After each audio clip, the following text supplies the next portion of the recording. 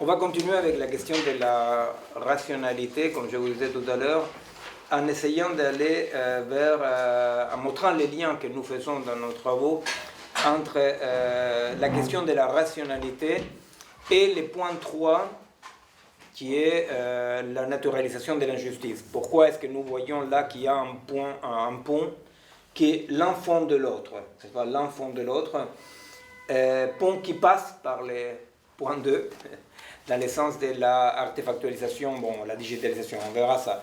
Alors, mais simplement, quand on parle de la rationalité, moi j'avais envie aujourd'hui de voir si est-ce qu'on peut faire un petit effort pour réfléchir ensemble, vous voyez, c'est-à-dire à quoi on parle, de quoi on parle quand on parle de la rationalité, n'est-ce pas? Alors, moi je voulais un tout petit peu qu'on essaye de faire un effort par rapport à la pratique personnelle, par rapport à la vie, par rapport à peu importe, vous voyez, c'est-à-dire ce qui vous est le plus immédiat, comme ça, non? Cet, entre guillemets, échec de la rationalité, cette impossibilité de la rationalité, n'est-ce pas, qui va lier au fait que, effectivement, nous ne pouvons que constater que, contrairement à ce que Kant croyait qui était presque arrivé, qui était l'état de majorité de l'humanité, et que dorénavant, l'humanité allait se diriger de façon rationnelle, etc., donc effectivement, là, il y a quelque chose qui n'a pas fonctionné, n'est-ce pas?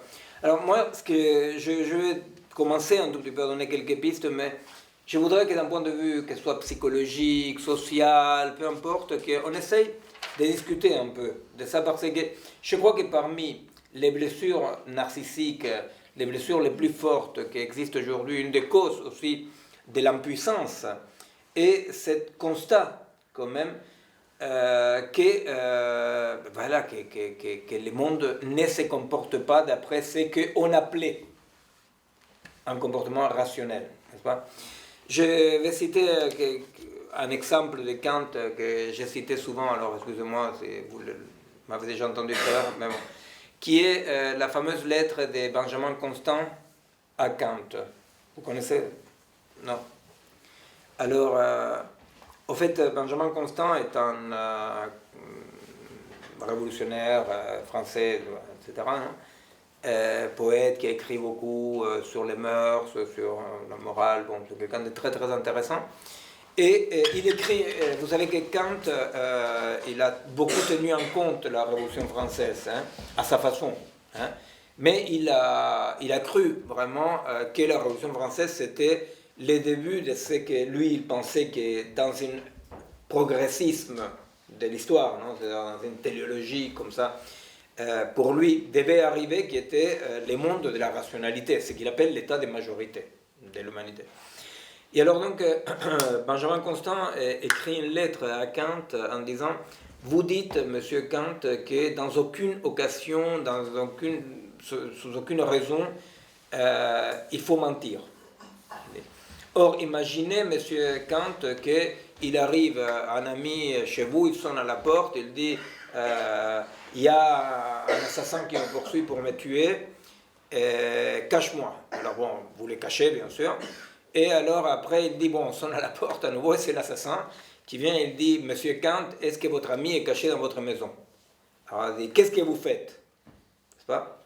Parce que c'est le principe d'une rationalité universelle, vous comprenez? C'est la lettre de Benjamin Constant à Kant, je crois qu'il parle non pas de la raison dans le sens logico-formel, de la raison logique mathématique, de la raison, parle dans le sens de cette croyance à que nos actes pouvaient être dirigés, ordonnés par la raison. C'est un tout petit peu, Angélique disait tout à l'heure, que c'était que chez Platon, il y a ça aussi. Pour moi, il y a chez Kant plus fort que chez Platon. Vous savez, Platon, il y a les trois moteurs, c'est-à-dire le cœur, le ventre, les trois chevaux, qu'il dit, n'est-ce pas, et la raison. Non? Et il dit, il faut quand même que la raison domine. Non? Mais je pense que chez Platon, il n'y a pas l'idée que la raison qui doit dominer doit devenir, je ne sais pas, le commun de toute l'humanité, vous voyez, c'est-à-dire qu'il n'y a pas cette idée d'universalisation dans tous les cas. Il y a l'idée de conduire sa vie à travers la raison, non? Mais chez Kant, il y a cette idée quand même de qu'on va arriver donc à ça. On doit arriver à orienter nos actes à travers la raison. Non? Et là-dessus, il faut penser. Voilà, on est dans l'époque un peu bête des Nouvel An, dans laquelle les gens se disent. Ce matin, ça me faisait rire parce que je voyais à côté de chez moi des panneaux d'affiches des salles de gym, non? Parce qu'effectivement c'est le moment, quoi. Vous savez que les salles de gym, ils vivent là-dessus, ils vivent parce qu'en janvier ils font des centaines d'inscriptions et après ils sont sûrs que 2 ou 3 jours ça va être un peu serré et après c'est fini, n'est-ce pas? Alors c'est surtout bien parce que ce sont des abonnements. Ce sont des abonnements. Pour l'année ou bien sûr. 3 mois, donc c'est très bien. Bien sûr, c'est des abonnements. Alors ils sont sûrs que voilà. Alors cette idée quand même de que je vais arrêter de fumer parce que je sais que fumer fait mal. Bon, on vit tous, non? C'est ce quotidien de voilà. Alors donc Benjamin Constant le dit à Kant. Alors qu'est-ce que vous faites là? Voilà. Vous dites mentir c'est un mal. Qu'est-ce que vous faites? Et je ne demande pas à ceux qui connaissent, je demande à ceux qui ne connaissent pas la lettre de Benjamin Constant, qu'est-ce que vous pensez que Kant répond? Bon, tout le monde connaît. Tout le monde connaît la lettre de Benjamin Constant? Non. Alors, toi, tu connais pas? Non. Alors, à ton avis, qu'est-ce qu'il répond?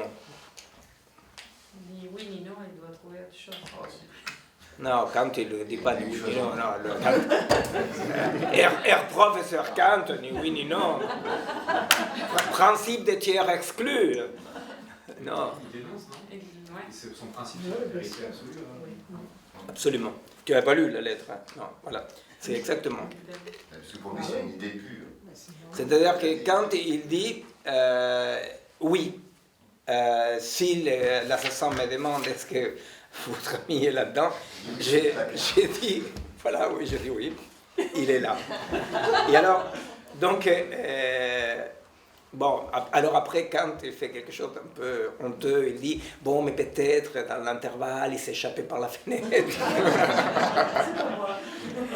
Mais dans tous les cas, il dit oui. C'est très rigolo parce que vous imaginez que la torture n'aurait pas été nécessaire, ne serait pas nécessaire pour les dictatures, vous voyez, parce que vous tombez en tôle et vous dites où sont tes copains, vous dites bon, ils sont là, et où sont les armes là-bas, parce que bon, quand même on ne va pas commettre un péché contre la raison universelle, vous voyez, c'est-à-dire voilà. Alors donc, effectivement, là, il y a quelque chose de cette rationalité, vous voyez, pour moi, il y a des centaines d'autres exemples, effectivement. Pour moi, c'est parce que ça m'a beaucoup fait rire toujours la lettre de Benjamin Constant à Kant et la réponse de Kant, non, c'est tout court, vous pouvez le dire là. Parce qu'effectivement, il y a là quelque chose de ce truc, il y a quelque chose qui ne fonctionne pas, quoi. Il y a quelque chose qui ne fonctionne pas. C'est-à-dire que vouloir orienter nos vies par des principes rationnels, vous voyez, il y a quelque chose, vous voyez, c'est-à-dire, qui ne fonctionne pas. C'est la morale du collabo, vous voyez, c'est quoi? C'est un peu bizarre, quoi. Michael, c'est parce que dans sa logique à lui, on en a déjà parlé, c'est parce que le mensonge disqualifie la source du droit. Donc c'est une notion qui, quand même, qui fait sens. C'est choquant par rapport à la réponse. Mais pour lui, c'est une idée pure, et c'est surtout que mentir, c'est disqualifier la source du droit. Absolument. Effondrer tout le système, absolument. tout le socle. C'est ce qu'il dit, exactement. On comprend ça avec ce regard-là. Et il ne dit pas la source du droit, mais on comprend que c'est la source du droit. Oui. Mais effectivement, oui, tout à fait. Oui, c'est ce qu'il dit, c'est ça. Il dit c'est un péché contre un principe universel, contre l'humanité tout entière. Et donc, voilà, je ne peux que dire la vérité. Or, effectivement, au-delà de la précision de pourquoi Kant, effectivement, quand il dit tout s'effondre, et donc c'est un mal plus grand que, voilà, que mon copain soit assassiné, n'est-ce pas?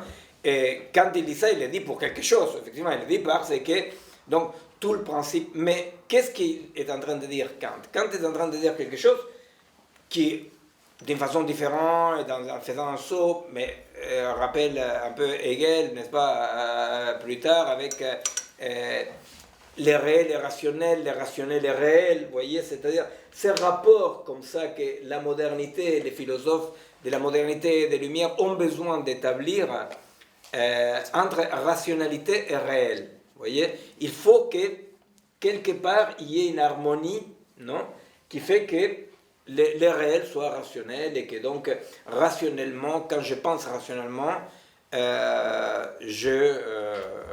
voilà, je suis d'accord avec une harmonie. Et bon, si là, localement, il y a un mal, bah, c'est un mal pour un bien majeur. Voyez, bon. Alors, moi, ce que je voulais, c'est un tout petit peu qu'aujourd'hui, on essaye de voir un tout petit peu ça, non? De voir un tout petit peu ces rapports, n'est-ce pas, ces rapports, comment nous les voyons dans nos vies, n'est-ce pas, dans notre société, n'est-ce pas, c'est-à-dire dans des exemples très concrets. Je ne sais pas, l'autre jour, en arrivant à Roissy, il y avait un très mauvais temps, il y avait une tempête, je ne sais pas quoi. Et alors le pilote, il prend les micros avec une voix un peu dramatique, il dit « Je vous demande en particulier d'éteindre tous les appareils parce qu'on va atterrir en pilote automatique, parce qu'il y a une tempête, je ne sais pas quoi. » Et alors il y a une bonne femme à côté de moi qui cachait son téléphone et continuait à parler. Il y a un mec devant qui faisait comme ça pour continuer à regarder son film, non? Mais pourquoi? Parce que eux, si on se crache, eux ils vont pas mourir, vous voyez, ou ils vont mourir mécontents parce qu'ils disent je t'en tue, vous voyez, je sais pas. Ils auront vu la fin du film. Il aura vu la fin du film, ou il aurait fini de bavarder avec sa copine, vous voyez.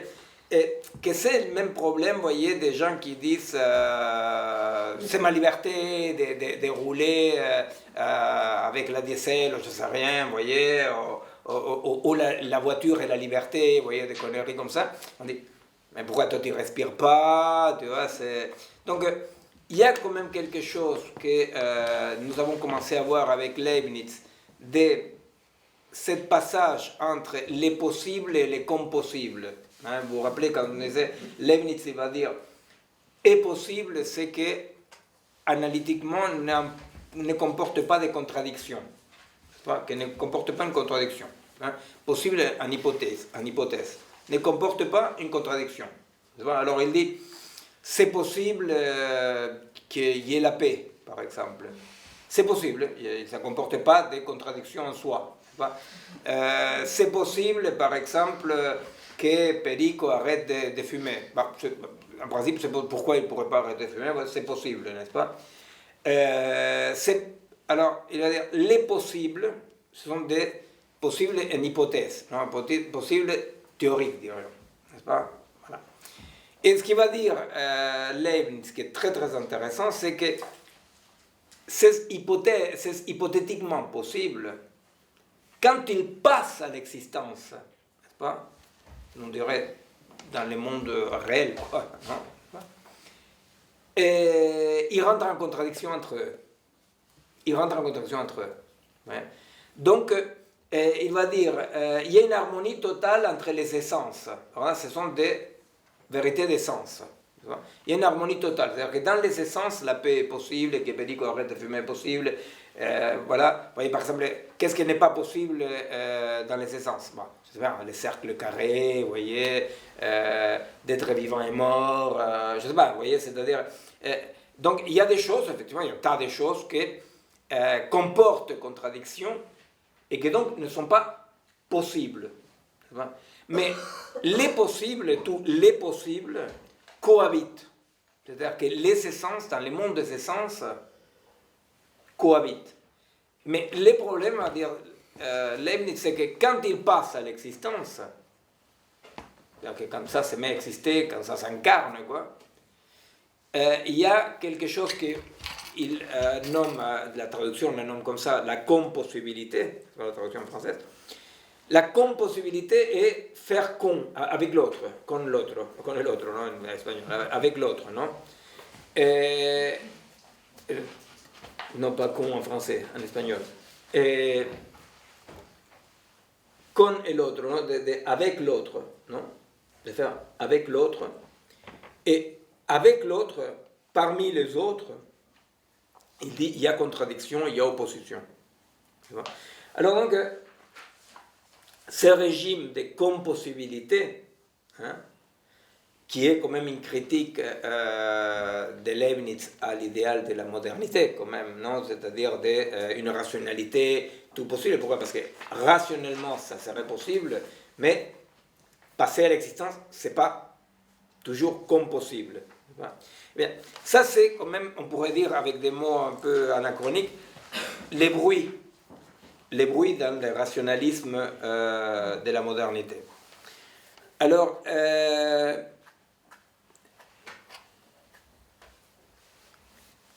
la modernité, il va avoir une particularité, non? Le monde occidental, la rationalité occidentale va avoir une particularité, c'est qu'il va avoir comme objectif ces vies et ces mondes, cette société de la rationalité, qui est ni plus ni moins que, et c'est là la différence fondamentale entre la rationalité de Platon et la rationalité de Kant, n'est-ce pas? C'est que les mondes rationnels et les mondes des humains, n'est-ce pas? Pour Platon, la logique était divine, n'est-ce pas? En tant que, pour Kant, qu'est-ce qu'il va dire? Il va dire, bon, c'est le monde des hommes, vous comprenez, le monde des humains. C'est les humains qui peuvent développer la logique, hein, et vivre logiquement, vous voyez? C'est-à-dire que la raison comme objectif, la raison comme but, n'est-ce pas, comme désir, la raison comme surmoi à la fois, n'est-ce pas, de dire mais c'est rationnel, c'est pas rationnel, etc., eh bien, est indissociable de l'hypothèse de la modernité de que l'histoire la font les hommes, que le sujet de l'histoire c'est les hommes, et que les hommes peuvent changer et modifier les cours de l'histoire. N'est-ce pas? Il y a quelque chose qui est absolument indissociable entre, pour dire comme ça grossièrement, l'humanisme, n'est-ce pas, et la raison. Vous voyez, dans des sociétés pré-modernes ou paramodernes, n'est-ce pas, donc celles qui n'ont pas rentré dans la modernité, non? Et la rationalité, elle peut exister comme dans les cas de Platon, la rationalité occidentale comme nous la connaissons, mais elle peut exister aussi comme une série restreinte de combinatoires qui font un rapport de cause à effet avec le monde, vous voyez. Donc, il y a, ce que je suis en train de dire, c'est que la rationalité dans les sociétés non modernes est une dimension de plus qui cohabite avec les rites, les croyances, la religion, les mythes, vous voyez. C'est-à-dire que la rationalité existe. C'est-à-dire que toutes les théories d'anthropologues comme Lévi-Bruhl, les Français, vous voyez, qu'il y a une pensée pré-logique, qu'il y a des sociétés pré-logiques et qu'après il y a des sociétés logiques, effectivement. Moi, je ne crois pas. Je crois qu'effectivement, la logique a toujours été une dimension du rapport au monde, vous voyez, c'est-à-dire donc penser en termes stricts de causalité, effet, une combinatoire qu'on peut constater, démontrer, vous comprenez, c'est-à-dire qu'on peut transmettre là-dedans. Je ne sais pas, penser simplement l'effet de que quand une société arrive à se rendre compte du rapport étroit qui existe entre cerveau et pensée, par exemple. Vous voyez? Bon, là, il y a un lien logique, vous voyez, ou les liens qui existent entre les rapports sexuels et la maternité, vous voyez. Voilà, quel est le rapport qui existe? Bon, là, il y a un lien logique, vous comprenez, un lien logique qui est établi tout à coup, de dire effectivement, il y a un rapport entre cet acte-là et cet acte-là. Vous voyez, on établit un rapport logique. Donc, toutes les sociétés ont eu des dimensions de logique qui cohabitaient avec, qui étaient inclus dans les mythes, dans la série des mythes. Vous voyez? Alors, dans la modernité, il va exister cette idée de que non, de que nous, on va passer à une autre histoire. On va passer à une histoire dans laquelle vraiment la rationalité, la logique, non, va ordonner l'ensemble de nos actes et que l'homme en tant qu'être rationnel, va construire une vie de rationalité. Ouais. Parce que quand Aristote dit l'homme est l'animal rationnel, n'est-ce pas? Les bipèdes sans plumes, rationnel. Ben, il est rationnel aussi, vous comprenez? C'est-à-dire, il est rationnel aussi. Mais être un homme mûr, par exemple, ça signifie obéir aux lois des dieux, ça signifie obéir aux mythes, vous comprenez? Ça signifie suivre les rites, vous comprenez? C'est-à-dire que l'idée de maturité ne va pas lier dans d'autres sociétés que la société occidentale à ordonner sa vie d'après des principes supposés rationnels. C'est compréhensible, ça? C'est drôle parce que justement, j'ai commenté à Bastien, il va avoir le 21 janvier à Paris, je ne sais pas où, mais ça sera intéressant de suivre ces débats-là, une réunion des rabbins pour parler le rôle de la femme juive dans la société du 21e siècle. Non?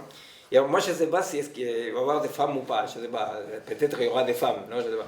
Mais ce qui était drôle, parce que j'entendais un des débats, par exemple, était un débat par rapport à ces principes, que je ne me souviens pas comment ça s'appelle ça en hébreu, bon, il le disait, mais je ne sais pas, qui est que l'homme, à un moment donné, libère la femme, non? C'est-à-dire, il peut la libérer, comme une sorte de tu es libre d'aller faire ta vie.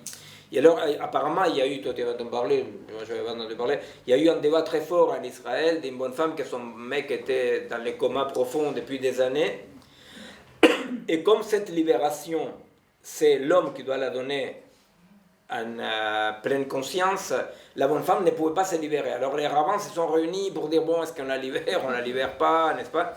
Et alors, c'est drôle parce qu'il montrait que les rabbins qui s'étaient réunis, ils voyaient bien tous les arguments rationnels et ils avaient un envie fou de libérer la femme. Vous voyez, c'est-à-dire... Et donc, ils voyaient que c'était très, entre guillemets, rationnel. Vous voyez, c'était très rationnel. Mais le problème, c'est qu'eux, ils disaient, ben, nous, que ce soit rationnel, c'est pas ce qui décide la chose, vous comprenez? Moi, j'ai trouvé ça très drôle, n'est-ce pas? Parce que, justement, comme ça se passe dans la communauté juive, tout le monde dit, ah, c'est intéressant, vous imaginez si ça avait été dans la communauté musulmane, alors. Bon. Mais c'est la même chose, non? C'est exactement la même chose. C'est-à-dire qu'ils m'excusent ceux qui vont choisir Marine la prochaine fois. C'est la même chose, n'est-ce pas? Alors, donc, mais ce que je trouve là très, très intéressant, vous voyez, c'est quand même que c'est rare d'avoir un témoignage si décomplexé, voyez, si décomplexé, si ouvertement clair, pré-moderne ou paramoderne, voyez, parce que vous imaginez, dans les idéaux de la modernité, si ce que tu dis c'est rationnel, ciao, c'est rationnel. Même par rapport aux lois, si ce que tu dis, en s'opposant aux lois est rationnel, ben, il y a une jurisprudence. C'est-à-dire, voilà, c'est-à-dire, c'est rationnel. Vous voyez, c'est-à-dire que la jute, elle est sur la rationalité. Et j'ai trouvé très mignon, très rigolo, peut-être parce que je ne suis pas une femme, que, effectivement, cette idée de que c'est tellement vrai, tellement rationnel, tellement juste ce qu'il demande. Bon, mais après, il faut voir si par rapport à la loi, on peut caser ça entre deux trucs de la loi. Vous voyez? Bon, alors, pour dire quoi? Pour dire que, au fait, ce dont nous sommes en train de parler est la construction d'une croyance, à vrai dire, sur laquelle on va revenir. C'est-à-dire que la rationalité occidentale, hein, que nous allons présenter aujourd'hui, bon, je vais présenter un tout petit peu quelques éléments de la fameuse rupture des socles de la rationalité en 1900, on a parlé plusieurs fois, on va revenir un peu. La vérité, c'est que cette rupture qu'on va un peu voir aujourd'hui, je crois qu'il faut la comprendre comme la rupture d'une croyance qu'on devrait donc appeler le rationalisme, pour d'une certaine façon, en faisant la même différence qui existe entre des pratiques scientifiques et le scientisme, par exemple, n'est-ce pas? Je pense que ce dont nous en train de parler, et que c'est ça qu'il faut comprendre par rapport à comment penser l'irrationnel, n'est-ce pas? Ce dont nous sommes en train de parler, c'est plutôt de la rupture d'une croyance, qui était la croyance de que l'homme pouvait s'orienter d'après la seule raison, qui va associer de façon inséparable avec la téléologie, l'idée quand même de que l'histoire a un but, un objectif, n'est-ce pas, qu'il y a des lois de l'histoire, et qu'on va arriver à un monde de fin de l'histoire, n'est-ce pas? Ce monde de fin de l'histoire, il faut encore, c'est forcément le monde donc d'une rationalité qui devient rationalisme, hein, et qui va lier à l'homme. Hein. Quand on parle de rationalisme, contrairement à quand on parle de rationalité, vous voyez, quand on parle de rationalité, on parle soit des combinatoires restreintes des logiques mathématiques, des logiques de causalité, qui existent dans toute société. Quand on parle de rationalisme, je pense que là, on est en train de parler vraiment de la fameuse crise de la rationalité occidentale, etc., etc. À vrai dire, moi, je pense qu'il faut parler de la crise du rationalisme, elle va lier directement à l'idée de que l'homme, non, en tant qu'espèce, l'homme, mais aussi l'homme en tant que mâle, non, est le sujet de l'histoire. Hein, est le sujet de l'histoire. Il existe un bouquin de Marx sur le philosophe Ludwig Feuerbach, non, qui est un matérialiste allemand qui a travaillé sur la religion, très intéressant, qui s'appelle Ludwig Feuerbach, la fin de la philosophie classique allemande. Alors, dans ce bouquin de Marx sur Feuerbach, à la fin, il y a les fameuses thèses de Marx sur Feuerbach, qui sont 12 thèses. Et la 11e thèse, qui était, aujourd'hui personne ne se rappelle, j'imagine ici, la 11e thèse, eh bien, je vous assure que pour les gens de ma génération, je crois qu'à 12 ans, j'avais entendu parler de la 11e thèse. Pourquoi? Eh bien, parce que la 11e thèse de Marx sur Feuerbach dit, et ça vous allez reconnaître parce que la phrase vous l'avez entendue, jusqu'aujourd'hui, les philosophes sont contentés d'interpréter le monde. De quoi il s'agit aujourd'hui, c'est de le transformer. Vous comprenez? C'est-à-dire que maintenant, il s'agit de le transformer. C'est cette idée quand même de que l'homme a pris les commandes, n'est-ce pas? Qui a pris les commandes et que l'homme s'extrait du monde pour mieux le maîtriser. L'homme s'extrait de l'ensemble en tant que sujet et le monde devient son objet. Alors, bon, après on va revenir un peu sur la question des... Bon, je vais... La rupture... La rupture. La rupture. On va aller à la rupture. Attends, je vais regarder l'heure. Parce que... Là, on va à la rupture directe. D'accord. Moi, je prends un avocat. Bon, alors, au fait, si je fais cette différence entre raison et rationalité, c'est parce que, effectivement, comme nous l'avons présenté à plusieurs reprises, en abordant de façon plus ou moins détaillée, il est vrai que la société, les fondements, comme ça, les socles épistémologiques de la modernité, comme on appelle ça, etc., bon, enfin, les bases, les axes de la modernité connaissent un début, c'est-à-dire autour de 1000, 1100, 1200, bon après avec la Renaissance, Rinascimento, no, en Italie, les Lumières, etc., connaissent un début et connaissent une fin. C'est-à-dire que l'hypothèse de que l'homme était le sujet de l'histoire, l'hypothèse de que l'histoire avait des lois, hein, par exemple en 1500, je ne me souviens pas exactement, Luther c'est quelle année? C'est 1500 combien? C'est bon, 1540 par exemple. Il y a Thomas Müntzer, non, qui est l'autre révolutionnaire, il y a Luther, Calvin, Müntzer. Thomas Müntzer, qui est un révolutionnaire, donc antipapiste de la Réforme, etc., Et Thomas Müntzer, en 1500, donc 16e siècle, le mec, il va dire l'histoire a des lois et l'homme peut les orienter. Vous voyez, c'est-à-dire que ce n'est pas que les choses se sont passées d'une façon dans laquelle on constate après coup que dans une certaine culture, tout se passe comme si avait un sujet qui était l'humanité. Pas du tout. C'est clairement dit. Vous comprenez ce que je veux dire? C'est-à-dire que l'idée de que les hommes peuvent orienter l'histoire et que l'homme c'est un sujet, c'est pas seulement c'était des pratiques, mais c'était clairement dit. C'est-à-dire clairement dit, les hommes peuvent connaître les lois de l'histoire et les orienter, les changer, etc. Non?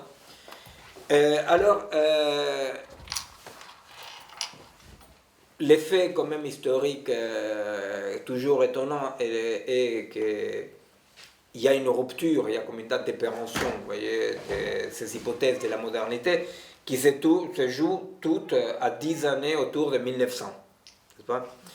C'est-à-dire qu'en 1900, pile, il y a un congrès des mathématiciens à Paris dans lequel il y a Hilbert, Frege, bon, il y a Henri Poincaré, il y a d'autres des plus grands mathématiciens comme ça, dans lesquels ils disent, c'est dit clairement, on est face à une crise des fondements. On est face à une crise des fondements. Hein, c'est-à-dire, il y a là les fondements de l'arithmétique. Vous comprenez bien qu'est-ce qu'on veut dire quand on dit les mots arithmétiques, on veut dire les nec plus ultra de la rationalité, n'est-ce pas? Alors on dit, là on a vraiment un problème, ils disent, ces mathématiciens dans le congrès de Paris de 1900, ils disent, on n'arrive pas à chasser l'incertitude, on n'arrive pas à chasser la contradiction. On n'arrive pas à une logique qui soit, pour le dire avec les mots comme ça, complète et consistante, c'est-à-dire qu'elle soit complète, hein, c'est-à-dire une axiomatique qui tient compte de tous les cas possibles, et qu'elle soit consistante, ça veut dire qu'il n'y ait pas de contradictions, qu'elle n'enferme pas de contradictions. Et alors Hilbert, lui qui est un grand mathématicien allemand, mais il est surtout allemand, il propose une axiomatique qui devait être complète, et il appelle ça la solution finale. Il appelle ça la solution finale, parce qu'effectivement, il dit, voilà, on a un danger là, donc il faut une solution finale. Et donc, la rupture de ce qu'on pourrait dire, cette mythe, non? Mais mythe en sens anthropologique, vous savez, Lévi-Strauss, il dit qu'un mythe est quelque chose de très concret qui décrit, explique et justifie une culture, n'est-ce pas? Qu'elle la décrit, l'explique et la justifie. C'est-à-dire qu'un mythe, ce n'est pas dans le sens courant de dire c'est un mythe, vous voyez, c'est pas de l'air, quoi, c'est pas l'imaginaire. Ce sont des structures très concrètes qui permettent de bouger comme ça, interdisent de bouger comme ça et orientent l'agir des gens. N'est-ce pas? Alors, dans ce sens-là, lourd du mythe, on peut dire qu'autour de 1900 et à 10 années de variation, les axes centraux du mythe de la modernité, n'est-ce pas? C'est-à-dire arriver théologiquement, ça veut dire non, que l'histoire a un sens et que de l'avenir justifie le présent, n'est-ce pas? C'est-à-dire la téléologie est ça, ça veut dire qu'il y a une raison finale qui explique les pas actuels. Hein? C'est ça la téléologie. Alors la téléologie, c'est central dans la rationalité moderne parce que c'est tout bêtement l'idée propre des Lumières, par exemple, non, de dire on avance sur les continents obscurs, non, on avance sur l'obscurité, hein, les Lumières, on avance vers une rationalité, vers une compréhension, l'obscurité recule, non? Donc l'irrationnel recule, mais dans la modernité, force de constater, c'est quand même pas en détail, on verra tout à l'heure, que cette autre de la rationalité, l'irrationnel, ou les mythes, ou la magie, ou l'imaginaire, persiste. Vous voyez, c'est-à-dire qu'elle persiste en permanence. C'est-à-dire que dans la modernité, l'idée d'une société de rationalité totale est à venir, mais est à venir. Pour le moment, en permanence, il y avait toujours cette idée que, bon, chez Hegel, chez Marx, explique avec la dialectique, n'est-ce pas? C'est-à-dire qu'il y a lutte des contraires. Il y a du lutte des contraires. Donc, il y a une place pour l'irrationnel. Il y a une place. Même s'il était voué à disparaître, n'est-ce pas, arriver à une rationalité totale. Bon. Alors, au cœur du mythe de la rationalité occidentale, moderne, on peut l'appeler, il y a cette idée quand même d'arriver à une compréhension dont l'arithmétique puisse rendre compte, n'est-ce pas? C'est-à-dire qu'on puisse arithmétiser le réel. Hein? C'est ce que Husserl appelle ça, arithmétiser le réel. N'est-ce pas? Il dit, on va arithmétiser le monde. Hein? Donc avoir une compréhension déterritorialisée, parce que quand on entend arithmétique, il faut bien comprendre arithmétique par rapport à la géométrie même. Hein? C'est-à-dire pas des formes, c'est-à-dire arriver à des essences, hein, qui expliquent le tout. Alors, c'est pas rien qu'au cœur du noyau dur, c'est pour ça que je le nomme en premier le congrès de 1900 des mathématiciens de Paris, au cœur du noyau dur, les mecs ils disent, merde, on n'arrive pas à chasser la contradiction, quoi. On n'arrive pas. Il y a un truc là qui dysfonctionne. C'est pas que dysfonctionne. Mais même en 1905, n'est-ce pas, après 1915, bon, les articles d'Einstein sur les photons, par exemple, dans lesquels tout à coup, bon, et après l'apparition de la physique quantique, n'est-ce pas, qui vont dire, vous voyez, d'un côté, la matière et l'énergie, l'énergie et la matière, vous voyez, c'est-à-dire, il n'y a pas un socle là. L'article sur le photon, c'est ça, c'est-à-dire, il n'y a pas un socle là, il n'y a pas un socle, c'est-à-dire, la matière, eh bien, la matière est un mode d'existence de je sais pas quoi, comme l'énergie est un mode d'existence de je sais pas quoi.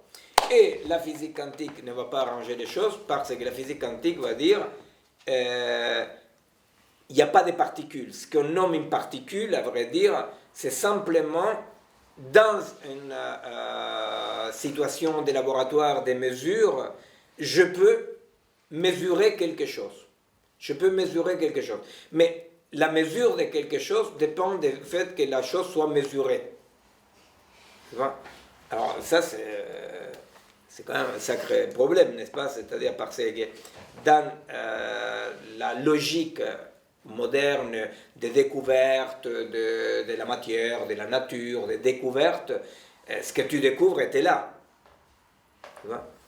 Et c'est vrai quand même que c'est pas pour rien que les trucs de physique quantique ils ont fait tellement délirer tout le monde, parce que, c'est-à-dire, le fait que ce que je découvre est là parce que je le découvre, a donné libre cours à tous les délires stupides sur les mondes dépendent de ma conscience et des conneries comme ça n'a rien à voir avec la physique quantique, bien entendu, mais quand même force de reconnaître que c'était un sacré truc, quoi, de dire, donc, c'est quoi, vous connaissez l'exemple...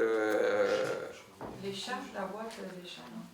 Les chats est une question sur l'incertitude, non, mais les poissons quantiques, vous connaissez l'exemple, non?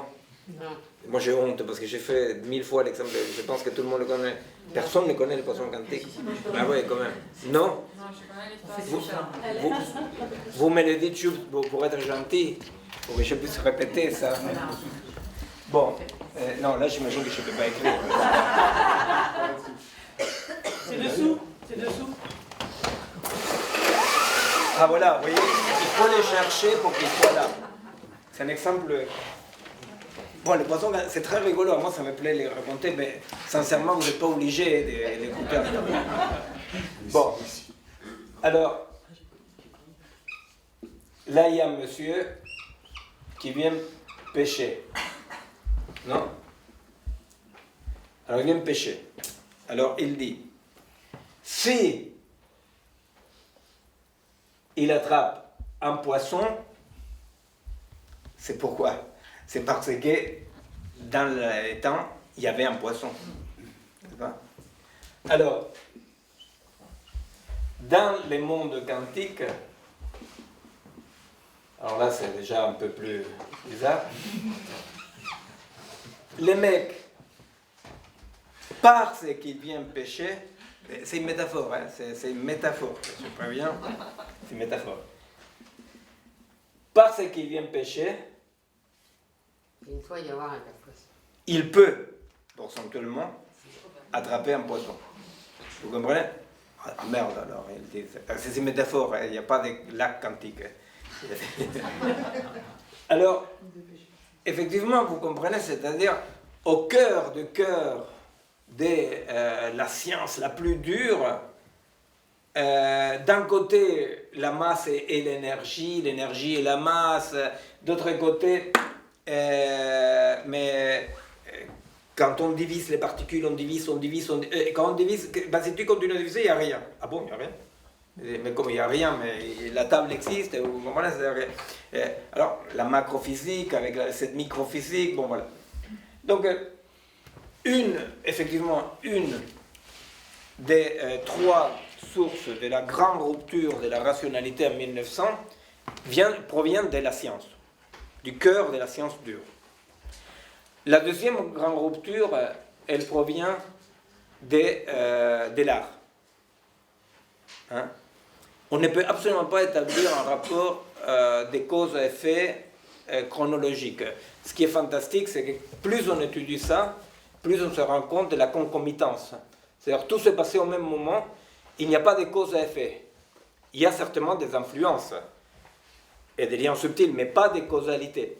Bon, alors dans l'art, effectivement, vous comprenez plus facilement, c'est-à-dire quand même, tout à coup, autour de 1900, tous les archétypes, toutes les formes explosent. Toutes les formes explosent. C'est-à-dire, le cubisme, le dadaïsme, le surréalisme, l'art conceptuel plus tard, je ne sais rien, vous voyez. La crise de la représentation dans le théâtre. La crise de la représentation dans le théâtre, ou dans la musique, par exemple, tout à coup, la musique dodécaphonique, sériale, etc. Vous voyez, c'est-à-dire que tout à coup, les formes archétypes comme ça, poum, explosent. C'est-à-dire qu'on ne pouvait plus, dans l'art, continuer à faire de l'art en évoquant des formes ou des archétypes, ou des... Vous voyez, non, tout à coup, il y avait quelque chose que l'artiste se demande, mais finalement, c'est quoi, hein? Jusqu'à voilà, des questions comme Dujardin, par exemple, avec la fameuse pissotière, n'est-ce pas? Hein? Duchamp, pardon.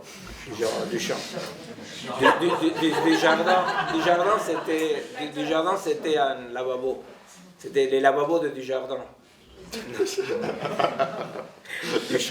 Duchamp avec la pissotière, et dans lequel, à tel point, il y a un questionnement sur mais qu'est-ce que c'est une œuvre d'art, qu'est-ce qu'est une forme, je vois quoi, qu'effectivement, d'une façon provocative, c'est-à-dire Duchamp l'a fait de façon provocative, en plus, apparemment, il a fait plusieurs, c'est-à-dire qu'il n'y avait pas un seul, il n'avait pas conceptualisé ça comme après la quantité de tests qui existent là-dessus. Mais au fait, il y a là quelque chose qui se passe, on dit l'œuvre est œuvre parce qu'un artiste la signe. Vous voyez? Et une œuvre est œuvre, vous comprenez? C'est-à-dire de dire, mais c'est quoi une œuvre? Bon, finalement, si tout peut être art et rien peut être art, donc une œuvre est une œuvre parce qu'un artiste la signe. Vous voyez? Alors après, on peut continuer avec les monochromes, tout ce que vous voulez, n'est-ce pas? C'est-à-dire, mais effectivement, la deuxième grand courant d'éclatement de ces piliers comme ça, non? Archétypes, axes, fondements de la modernité, provient de l'art. Hein? C'est-à-dire que tout d'abord, on ne sait plus qu'est-ce qu'est... Bon. La troisième provient des sciences sociales, hein, qui maintenant vont s'appeler sciences humaines, hein, que c'est avec Freud. Hein, c'est avec Freud. Quand il va dire, bon, effectivement, l'homme n'a pas qu'un moteur rationnel, il y a l'inconscient, il y a le ça, il y a les pulsions, n'est-ce pas? Alors, c'est vrai que, comme j'avais dit la dernière fois, chez Freud, il y a un pas en avant, un pas en arrière, dans le sens que quand il découvre, quand il invente, disons, où il lance l'hypothèse, disons, et voilà, que l'idée qu'il y a un inconscient, il y a un inconscient, donc il y a un autre moteur, mais à la fois cet inconscient-là est un inconscient tellement individuel qu'il réincorpore, il recolonise, n'est-ce pas, l'inconscient vers la rationalité, n'est-ce pas, parce que bon voilà, le rôle de l'analyste est quand même de trouver la rationalité cachée, n'est-ce pas, c'est-à-dire et voilà, et voilà, non, et voilà. Oh, la phrase des psychanalystes, comme par hasard. C'était pas par hasard. Mais ils ne savent pas, ils disent ça comme ça parce qu'ils ont aucune idée. Mais ils disent, non, les psychanalystes, c'est hyper chiant, hein, c'est-à-dire, parce que pour les psychanalystes, c'est-à-dire, vous dites, oui, ma fille aime le chocolat, comme par hasard. Vous dites, non, et alors, effectivement, en plus, ils vous font sentir toujours mal parce qu'ils invoquent, quand même, il y aurait des gens qui finalement ne feraient pas des conneries si connes parce qu'ils seraient... Et alors, Freud, peut-être qu'il n'était pas si bête que ça, mais il est le père de cette grosse bêtise de comme par hasard. Que comme par hasard, ça veut dire ça. Je ne sais pas si Freud a dit, je ne sais pas comment ça se dit en allemand, comme par hasard, mais Freud, il dit comme par hasard, n'est-ce pas? Parce qu'effectivement... Ça me fait peur, en tout cas, en allemand. En allemand, ça va faire archi peur. T'es guéri tout de suite. Ça, alors là, c'est comme par hasard. Et Schneil. Non, au fait, pourquoi comme par hasard? Eh bien, parce que quand vous lisez l'interprétation des rêves, par exemple, ou les leçons sur la psychanalyse, ou les cures, etc., toujours Freud, parallèlement à Sherlock Holmes, il découvre tout. Vous voyez, c'est-à-dire, il découvre tout. C'est-à-dire que, donc, quelque part, chez Freud, il y a, vous voyez, une sorte de modernité militante très forte, parce qu'il dit, il y a une rationalité. Et je vais vous expliquer. Voilà. Alors, chez Freud, il y a les deux, toujours, parce qu'effectivement, dans l'avenir d'une illusion et malaise dans la civilisation, dans la culture, à la fois, il va dire, dans l'avenir d'une illusion, il parle de l'Union soviétique et de la révolution russe, non? Et alors, qu'en plus, vous savez, j'imagine que ce n'est pas votre préoccupation principale, mais on rentre dans l'année du centenaire de la révolution russe. C'est quand même quelque chose, non, historiquement, c'est quelque chose de penser cette révolution qui devait tout changer, n'est-ce pas? Bon. Et alors lui, il dialogue avec ses amis de gauche, non? Et il dit, c'est très louable, mais c'est pas possible. Vous voyez, à la fois il dit, c'est pas possible. Comme s'il y avait chez Freud là une sorte de reconnaissance du principe des compossibilités, vous voyez, de dire c'est très louable, mais c'est pas possible, n'est-ce pas? Alors, ça c'est pas très clair. Peut-être pour les psychanalystes plus catholiques que moi, c'est plus clair. Pour moi, c'est pas clair. Je pense que là, c'est une zone d'ombre, une zone pas claire de la psychanalyse chez Freud, parce que d'une part, dans la cure analytique, l'interprétation rationnelle de ce qui se passe, y compris les traitements rationnels du ça, n'est-ce pas, est possible, en tant que socialement, que la raison n'est pas possible. Et là, c'est un tout petit peu un truc que c'est parmi les causes de rupture avec Reich, par exemple. Non pas que Reich est la rationalité, alors là, il a rien à foutre. Et, bien. Alors, effectivement, la deuxième vient quand même de Freud, quand même il faut reconnaître, parce que l'impact de Freud n'est pas qu'il a sauvé la rationalité. L'impact de Freud est qu'il dit Ils sont tous chauds comme des lapins, ils ne pensent qu'à baiser, c'est une horreur. Ils sauvent l'individu quand même. Ils sauvent l'individu, absolument. C'est-à-dire que la rationalité est individuelle. Que c'est la fameuse et très bonne critique de Deleuze à Freud, à la théorie de l'Édipe, non? Quand il dit que Freud, ce qu'il va faire, c'est faire un entonnoir. Non? Tout est individuel, tout est individuel. Mais quand même, effectivement, à l'époque de Freud, et la conséquence culturelle de Freud était aussi un coup à la rationalité de la modernité, ne serait-ce que de par le fait que la rationalité devait pouvoir être un principe partagé par tous, vous voyez, les principes sociaux. En tant que chez Freud, il y a un individualisme forcené, c'est-à-dire non, la société ne peut pas faire ça. Bon. Alors ça sont les trois grandes ruptures comme je disais tout à l'heure, non pas de la rationalité, mais du rationalisme. En science, ceci, pour dire avec une phrase, mais qui est la phrase centrale de la chose, et qu'aujourd'hui elle est très importante, n'est-ce pas? C'est dans la rationalité, mais là je ne parle pas de rationalisme, rationalité de la modernité, jusqu'à un certain moment, effectivement, 1900, par là, est rationnel ce qui est analytiquement prévisible. C'est-à-dire qu'il y a une borne à la rationalité.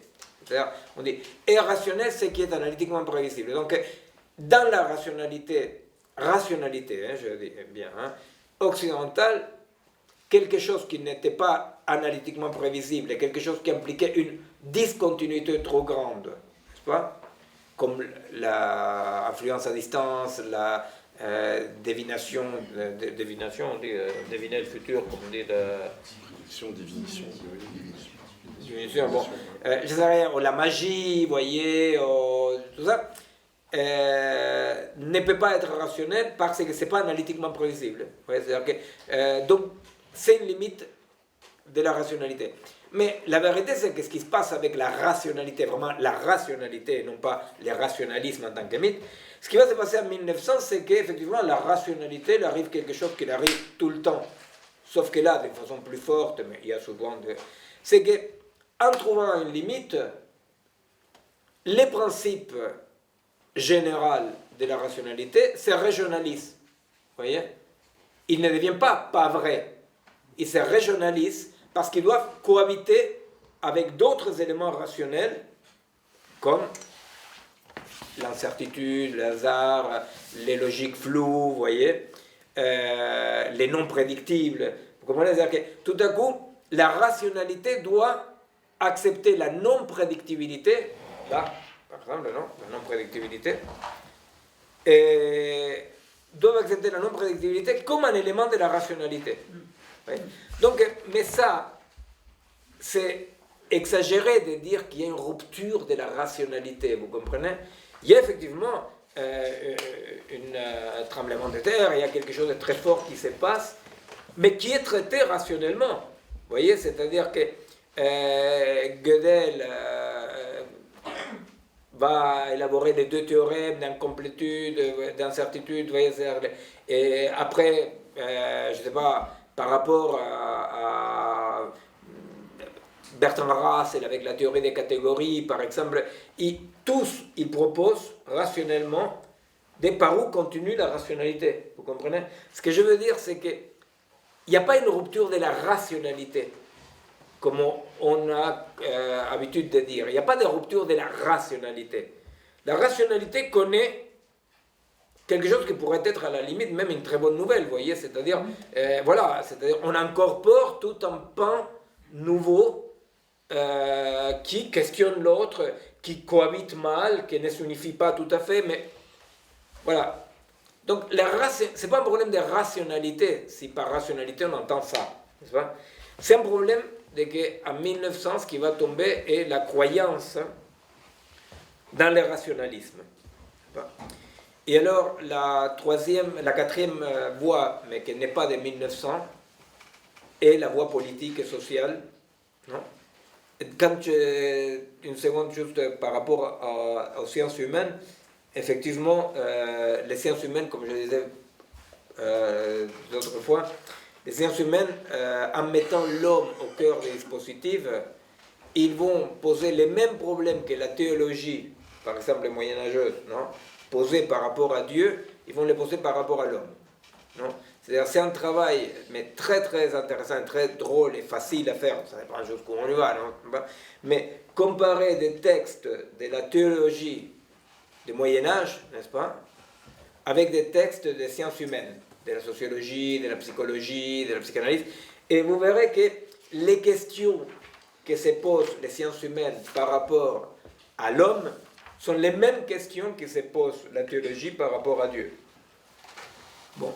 Donc, effectivement, la modernité va sacraliser la société, n'est-ce pas? C'est-à-dire que la place de Dieu, non, c'est les hommes qui l'occupent, et l'universel est effectivement ce que est garanti par la raison humaine, cette sacralisation de la société, hein, c'est-à-dire que ce qui est social est important, est central, parce qu'elle regarde quoi? Regarde les commandes des hommes. Et les hommes, ils ont quelque chose en commun, non? Bon, c'est la fameuse controverse de Valladolid, est-ce que les Indiens sont humains, ne sont pas humains, est-ce qu'ils sont des humains à l'humanité inaccomplie, n'est-ce pas? Parce que c'était très important pour les tendances progressistes et modernistes de dire tous les humains sont des humains, n'est-ce pas? Tous. Quelques-uns plus humains que d'autres, n'est-ce pas? Mais, c'est ce qu'ils disent, non? Parce que, mais sont tous des humains. Pourquoi? Parce que dans cette sacralisation du social, il est très important quand même que le sacré soit l'humain en tant que société. Bien. Alors donc, de ce point de vue-là, la quatrième et dernière rupture est politique, qui est donnée par au moins deux événements historiques majeurs, parce que cette rupture de rationalisme, non, appelée donc de la rationalité, cette rupture-là historique, pour les communs des mortels, était absolument inaperçue. Hein, c'est-à-dire, on se rendait compte par rapport à l'art, on se rendait compte par rapport au changement des rapports humains, dans la structure familiale, il y avait des changements, n'est-ce pas? Il y avait des changements, mais qu'il y avait un socle de cassé, etc., qu'il y avait quelque chose qui profondément ne fonctionnait plus comme avant. Ça devient une évidence avec deux faits historiques majeurs du XXe siècle. L'un est l'Holocauste, la Shoah, et l'autre c'est le stalinisme. N'est-ce pas? La Shoah, pourquoi? Parce que il n'y a pas un génocide qui soit plus grave que l'autre.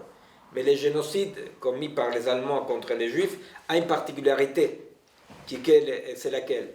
C'est que quand des Hutus massacrent des Tutsis, c'est un génocide. Quand des Turcs massacrent des Arméniens, c'est un génocide. Quand les Anglais, les Espagnols massacrent des Indiens, c'est un génocide. Mais dans les génocides commis par les Allemands contre le peuple juif, il y a quelque chose de plus qui est quoi? La raison. C'est-à-dire qu'effectivement, les peuples allemands étaient les peuples messianiques. Vous savez, c'est-à-dire, Marx, il pensait que la révolution ne pouvait arriver qu'en Allemagne d'abord. Il doute entre l'Allemagne et l'Angleterre, mais l'Allemagne. Parce que c'est le peuple de la raison, c'est le peuple de la philosophie, c'est le peuple, vous voyez, c'est-à-dire que... Donc, que les peuples phares comme ça, les peuples exemple de la rationalité, commettent rationnellement un horrible génocide, fait que dans ce génocide-là, la singularité est qu'il y a deux choses qui sont tuées. 6 millions de juifs et l'espoir dans une rationalité possible. N'est-ce pas? Donc, l'Holocauste a ça. L'Holocauste a quand même quelque chose qui est... vous voyez, c'est-à-dire que le génocide des Arméniens, par exemple, personne dit il y a un avant et un après les génocides des Arméniens, vous voyez, et non pas parce qu'on les sous-estime. Personne dit, malheureusement, il y a un avant et un après des génocides des Indiens. Et pourtant, c'est un génocide qui, pendant 5 siècles, ne s'est pas arrêté, ça continue. n'est-ce pas? C'est sous des formes différentes. Et pourtant, personne ne dit est-ce que c'est possible la pensée, est-ce que c'est possible la poésie, est-ce que c'est possible, vous voyez? Donc, si on dit ça, c'est pas simplement parce que c'est arrivé en Occident, c'est pas parce que c'est notre génocide. Vous voyez? Pourquoi? Parce que les génocides, l'Holocauste nazi, prend cette signification dans d'autres cultures, pas seulement en Occident. Alors pourquoi il y a cette rupture? C'est parce qu'avec les génocides nazis, rationnellement, et en pensant très bien comment le faire, on commet le mal. C'est-à-dire que dans la rationalité de la modernité, dans le rationalisme moderne, on dit qui pense bien, pense le bien. Vous comprenez? Et l'idée de penser bien le mal est... Bon. Et l'autre fait historique majeur, effectivement, c'est le stalinisme, et après avec tous d'autres émules, Pol Pot, etc. Parce que l'idée d'une raison, style plan quinquennal, n'est-ce pas? Une raison qui pouvait administrer depuis un poste de pouvoir la justice, non, et s'arranger pour que le monde soit juste, provoque effectivement un autre génocide et des 20 millions de morts, vous voyez, et l'horreur pendant un peu moins d'un siècle, mais bon, quand même.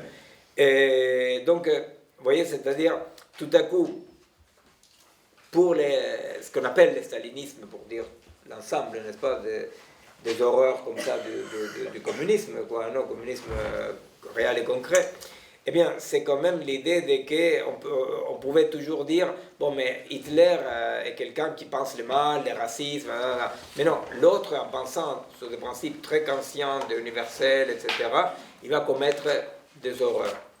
Donc, effectivement, il y a quelque chose là de cette rationalité qui tombe, et là, alors, c'est le point, non, passage. Le point de passage, et qui est un point qui a à voir aujourd'hui, on ne va pas l'associer peut-être, ou un peu toi, avec le point 2, qui est le point de l'artefact, de la digitalisation, n'est-ce pas? Mais qui est le point de passage entre l'irrationnel et la naturalisation de l'injustice, non?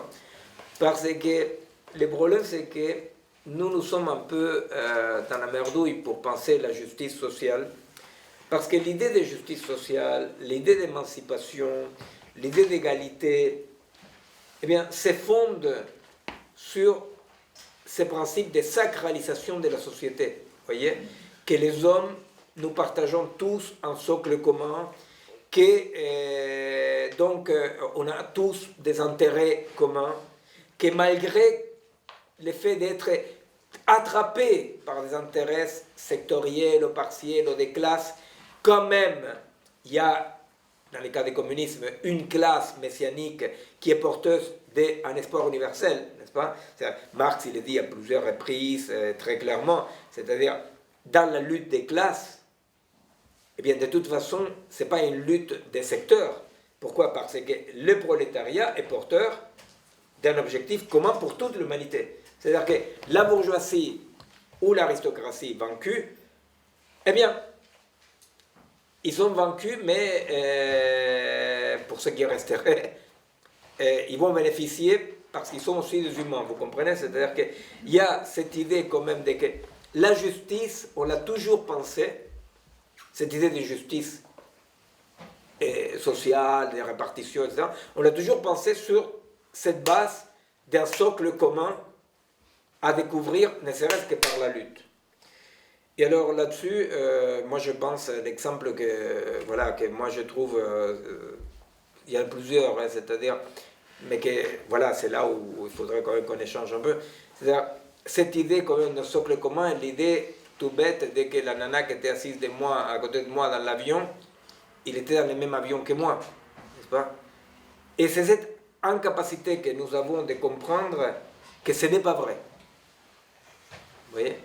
Qu'elle n'est pas dans le même socle que moi. Vous voyez, il ne suffit pas d'être dans le même avion pour être dans le même socle. Vous comprenez? Et ça, c'est le truc le plus compliqué à penser, le plus douloureux, et à la fois les défis les plus grands, parce que si nous ne pouvons pas comprendre et accepter ça, aucune lutte pour la justice serait possible. Vous comprenez? C'est-à-dire, si je ne peux pas comprendre que ce n'est pas vrai qu'en parlant avec les gens du Front National, si on parle et on explique, à un moment donné, quand même, merde, ce socle commun va émerger. Si je ne peux pas comprendre que, contrairement à ce qu'elle disait en très bonne volonté, une consigne du MRAP qui disait un raciste est un homme qui se trompe, si je ne peux pas comprendre que non, qu'un raciste est un raciste, vous voyez, qu'il n'y a pas un noyau au fond, que si je parle, vous voyez, non. Vous voyez. Alors, c'est ça les grands défis. Les grands défis, c'est comprendre que nous devons penser la justice pour que la justice ne soit pas tout à fait naturalisée. Eh bien, le grand défi, c'est de dire, mais à quoi ça peut ressembler une pensée de la justice une fois qu'on accepte la non-existence d'un socle commun, ne serait-ce que l'avion, vous voyez, elle va se cracher avec moi. Ouais. Mais ça, c'est un exemple tout petit, mais c'est l'exemple de tous les jours. Mais quoi? Il ne respire pas? Quoi? Il n'est pas contaminé par les particules fines? Quoi? Vous voyez, je ne sais pas, imaginez l'image même des lobbyistes à Bruxelles, n'est-ce pas, qui veulent à tout prix que les Roundup, non, oui, puissent continuer à être utilisés. On dit, mais comment? Mais, vous voyez? Alors, là, il y a quelque chose que nous voulons encore penser, entre guillemets, rationnellement, et c'est là où la raison n'a rien à voir avec l'histoire, et qu'il faut pouvoir accepter ces autres dimensions de l'existence, dans lesquelles, effectivement, si quelqu'un est en train de faire du lobbying pour Roundup, ou quelqu'un est en train de contaminer, ou quelqu'un, je ne sais pas, eh bien, si je ne peux pas admettre qu'il n'y a pas un point de rationalité comment arriver, si je ne peux pas admettre ça, je suis dans l'impuissance totale. Et une fois que j'admets ça, ah bah, la question c'est, et alors comment on agit? Ah, Miguel, dans le cas d'espèce, ça s'appelle juste de la bêtise. Je crois pas. C'est une faille à la rationalité aussi, de bêtise. Non, je crois pas. Sincèrement, je crois pas. Parce que si elle ne prend pas conscience de l'avion, c'est un excellent exemple. Ça n'a rien à voir avec les particules, parce qu'on peut considérer que les particules c'est lointain, mais l'avion c'est sa propre vie qui est en cause. Non, si mais... on ne prend pas la mesure de ça, on atteint un point quand même... Non, mais malheureusement, Jacques, tu vois, l'alcoolisme, le tabagisme, la drogue d'addiction, tout, tu vois, c'est-à-dire, imagine-toi, le cardiologue te dit, il faut faire de la gym. Ah. Ça, je suis pas obligé. Le cardiologue, non, mais c'est pas une question d'être obligé ou pas. Non, non, mais c'est pas une question de ça. Ce que je veux dire, c'est que ne pas faire quelque chose qui te met en danger. Mais c'est pas la même chose quand même que l'avion. L'avion, c'est un excellent exemple. Non, mais là, parce que c'est plus immédiat, c'est excellent. Mais de façon médiate... Non, c'est le côté collectif que je vois qui me paraît choquant. Moi, c'est effectivement, on s'exclut d'une collectivité alors qu'on est dans le même avion. Ça, je veux dire, mais ce que je suis en train de dire, c'est que cette collectivité-là, dans l'exemple de l'avion, c'est rigolo. C'est rigolo. Mais la vérité, c'est que je pense que là, on est face à un truc qui est un truc mastoc, costaud, et que l'avion n'est qu'un exemple de ce qui se passe tous les jours, partout, et qui est preuve, à mon avis, non pas de la bêtise. Justement, c'est pour ça que je fais un effort pour séparer la rationalité des croyances, n'est-ce pas? Pour dire que qu'est-ce qui croit quelqu'un qui commet ces actes-là? Eh bien, si la rationalité, là c'est un mouvement historique pour dire comme ça, si la rationalité ne peut plus être évoquée comme ce socle commun, si la rationalité est une dimension de l'existence de l'humanité, n'est-ce pas? Alors, du coup, nous n'avons plus aucun socle commun, tu vois? Alors, quel ça pourrait être le socle commun? Que tout le monde croit au même Dieu, tu vois? Les mêmes socles communs, ça serait que tout le monde... Oui. Non, ça me vient en tête, là je n'arrive pas à retrouver peut-être que c'est. Il y a un philosophe argentin en ce moment qui fait des conférences dans une université de citoyens ouverte à tout le monde. Il a parlé l'autre jour de comment créer du commun, mais par la différence. Il dit que justement, on ne peut plus créer du commun par ce qui nous ressemble, mais qu'il faut réfléchir à ce qu'on peut faire pour créer du commun, mais par ce qui ne nous ressemble pas. Et que si on arrive à réfléchir et à passer ces caps-là, là, peut-être qu'on pourra arriver, parce que là, c'est plus possible, je pense aussi. On ne peut plus créer une société où on va tous penser de la même façon, parce que de toute façon, c'est évident. Mais du coup, qu'est-ce qui nous relie si on fait du commun avec ce qui ne nous ressemble pas? Si, tout à fait. Dans tous les cas, c'est bien ça, parce que l'autre position, qui est la position réactionnaire de ce qu'on appelait le relativisme culturel, n'est-ce pas? Qui est de dire, effectivement, il n'y a pas de socle commun, donc dans cette culture, on torture, dans cette culture, on fait l'excision et l'ablation, dans l'autre culture, vous voyez, c'est-à-dire que le relativisme culturel, oui, le relativisme culturel qui, à vrai dire, est une forme de la barbarie, de la guerre et d'un communautarisme tout à fait fermé, non? Alors, effectivement, mais ce n'est pas le point aujourd'hui, ça c'est pour aller vers ces points-là. Ce que je voulais aujourd'hui, c'est simplement essayer de montrer comment, en dégageant la rationalité du rationalisme comme croyance, c'est là où tout à coup, effectivement, là, les compatriotes ont raison, c'est là où, effectivement, rien ne permet de dire, au fond, il y a quelque chose. Vous voyez bien, c'est-à-dire que quand, dans les croisades, comme dans toutes les croisades de toutes les religions, n'est-ce pas, on essaye d'imposer son Dieu, on ne dit pas, et c'est quand même très intéressant, hein, on ne dit pas, au cœur de toi, il y avait déjà les bons dieux. Vous voyez? Aucune religion, des religions conquérantes, je veux dire, aucune religion dit, pour convertir à l'autre par la force pacifiquement, aucune dit, le vrai Dieu était déjà dans toi, je vais te débarrasser. Vous voyez? Il dit, je vais te débarrasser de tes croyances, je ne sais pas quoi, mais tu dois accepter que le bon Dieu, c'est celui-là. Vous voyez? Donc, effectivement, c'est-à-dire, soit le relativisme culturel, soit c'est de nouvelles guerres des religions, qui apparemment, c'est oui, et quelque chose dit que c'est ce qui est en train de se passer, n'est-ce pas? Qui vient comme symptôme social gravissime, terrible, face à cette, je vous dis, non pas rupture de la rationalité, mais renvoi de la raison à sa place. Qui est être un référent. Pour le dire comme ça, nous sommes rationnels de temps en temps. De temps en temps, on est rationnel. C'est-à-dire, la plupart des temps, dans notre journée, dans notre vie, on s'oriente par des croyances, par l'instant, par des pulsions, je sais pas quoi, mais rationnel, vraiment rationnel, on est très très peu de temps. Et peut-être, je ne sais pas, la seule fois qu'on a un rapport avec quelqu'un de rationnel, c'est quand le plombier vient chez toi et il arrive à établir un rapport de cause et effet avec la fuite d'eau, tu vois.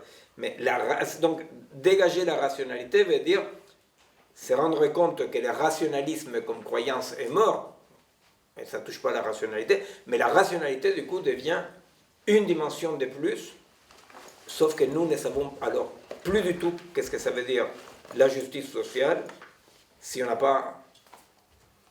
Ça explique aussi les limites de l'économie, parce que si on ne peut pas effectivement interroger grande théorie, parce que le comportement humain n'est pas rationnel. Justement, parlons-en. Voilà. C'est pour ça que ce n'était pas préparé. Non, incroyable, merci.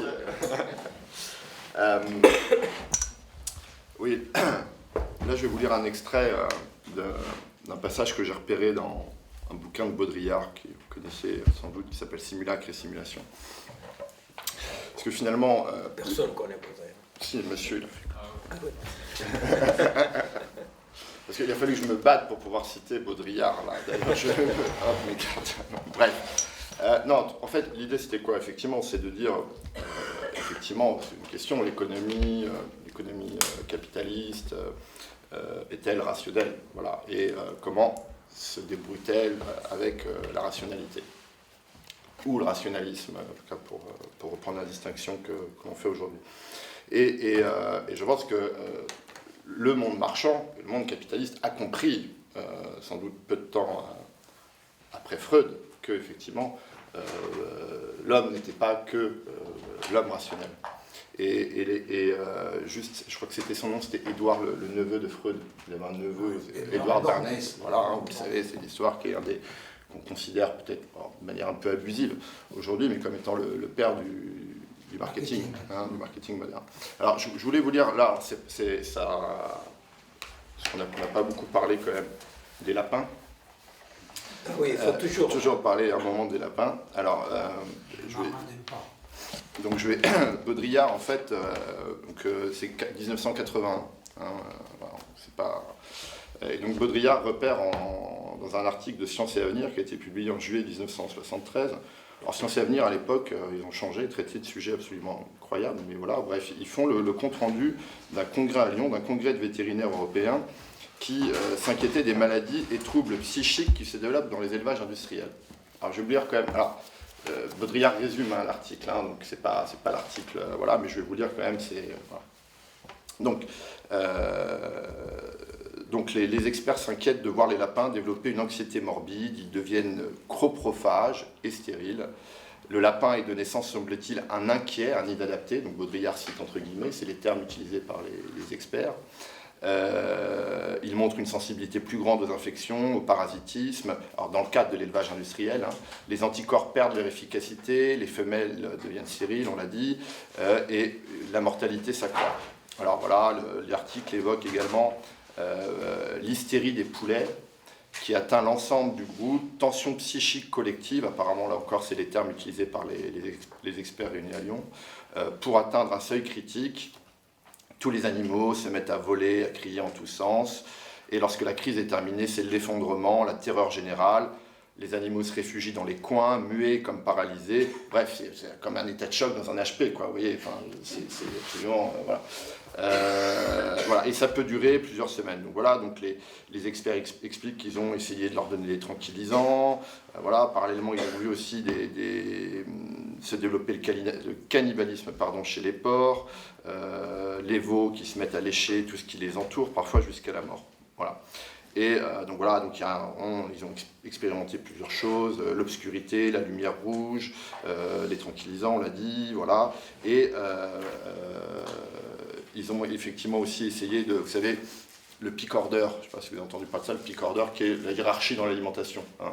Il y a chez les animaux, chez pas mal d'espèces, effectivement, un ordre hiérarchique dans l'alimentation, hein, tout le monde voit. Et dans les élevages industriels, voilà, vous voyez comment ça se passe, on envoie la nourriture comme ça. Voilà, donc là aussi, ils ont commencé, les experts, à réimplanter ce type de rite, on va dire, hein, dans l'accès à la nourriture. Mais là encore, apparemment, les effets ne sont pas totalement satisfaisants.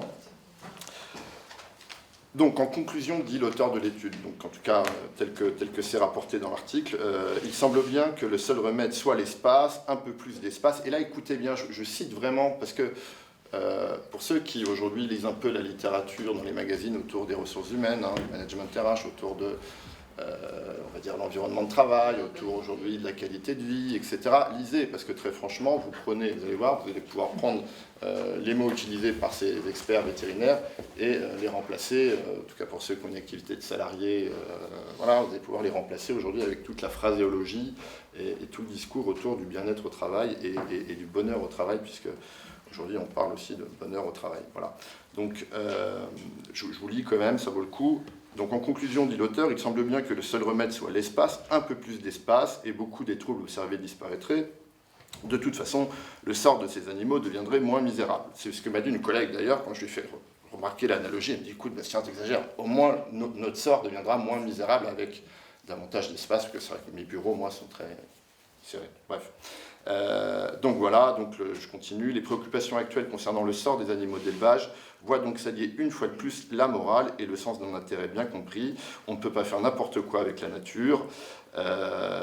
Pour un élevage sain, il faudra désormais s'occuper de l'équilibre mental des animaux. Voilà. Et l'auteur de l'étude conclut effectivement en proposant même d'envoyer les animaux comme les hommes à la campagne pour restaurer cet équilibre mental. Voilà, donc ce qui est quand même intéressant, je trouve, dans l'extrait que cite Baudrillard, et puis évidemment derrière dans l'interprétation qu'il en fait, c'est effectivement, on assiste là, au début des années 70, dans les années 60, à, en gros, l'invention du psychisme animal. Hein. Et Baudrillard dit effectivement, pour adapter l'animal à la norme, c'est-à-dire pour l'adapter en l'occurrence à la norme d'une mort normale, puisque c'est la finalité de l'élevage, c'est la mort effectivement, on lui invente un psychisme. Voilà. Et que donc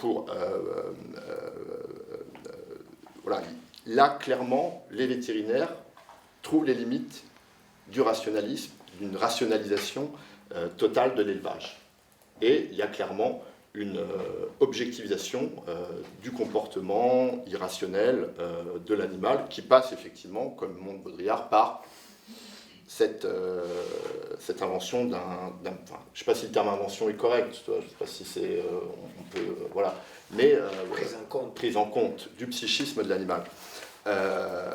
Voilà. Et ce qui est intéressant, effectivement, c'est que bon, Baudrillard dit, voilà, le psychisme, l'âge d'or du psychisme, c'est le moment où, effectivement, la société prend conscience de l'impossibilité d'une socialisation rationnelle, hein, c'est-à-dire des limites du rationalisme. Et juste quand même, on parlait de l'économie, comment l'économie s'arrange de l'irrationnel. Bon, avant de parler de l'économie de marché, regardons déjà comment aujourd'hui, effectivement, l'irrationnel, les comportements irrationnels, aujourd'hui, sont totalement assumés dans l'entreprise, par une psychologisation, si je peux m'exprimer ainsi, des comportements sociaux au sein de l'entreprise. Le coaching personnel, aujourd'hui toutes les nouvelles méthodes de management, où effectivement l'individu doit, enfin voilà, tout autour du sens, autour effectivement de l'expression, de la singularité, etc. Je veux dire, voilà. Aujourd'hui, l'entreprise, je sais pas, en tout cas, objectivise, voire, en dernière instance, rationalise un certain nombre de comportements irrationnels, ou en tout cas de comportements qui n'obligent pas une pure logique de rationalité, en l'occurrence dans la réalisation du travail. Donc, je trouvais ça intéressant de vous montrer cet exemple, parce que, bon, moi je rigole un peu, parce que quand je fais des analogies avec les articles que je peux lire dans la presse, et voilà, je prends exactement les mêmes mots, l'espace, la qualité de vie, le bien-être, comme de simples péripéties vers la rentabilité. Hein.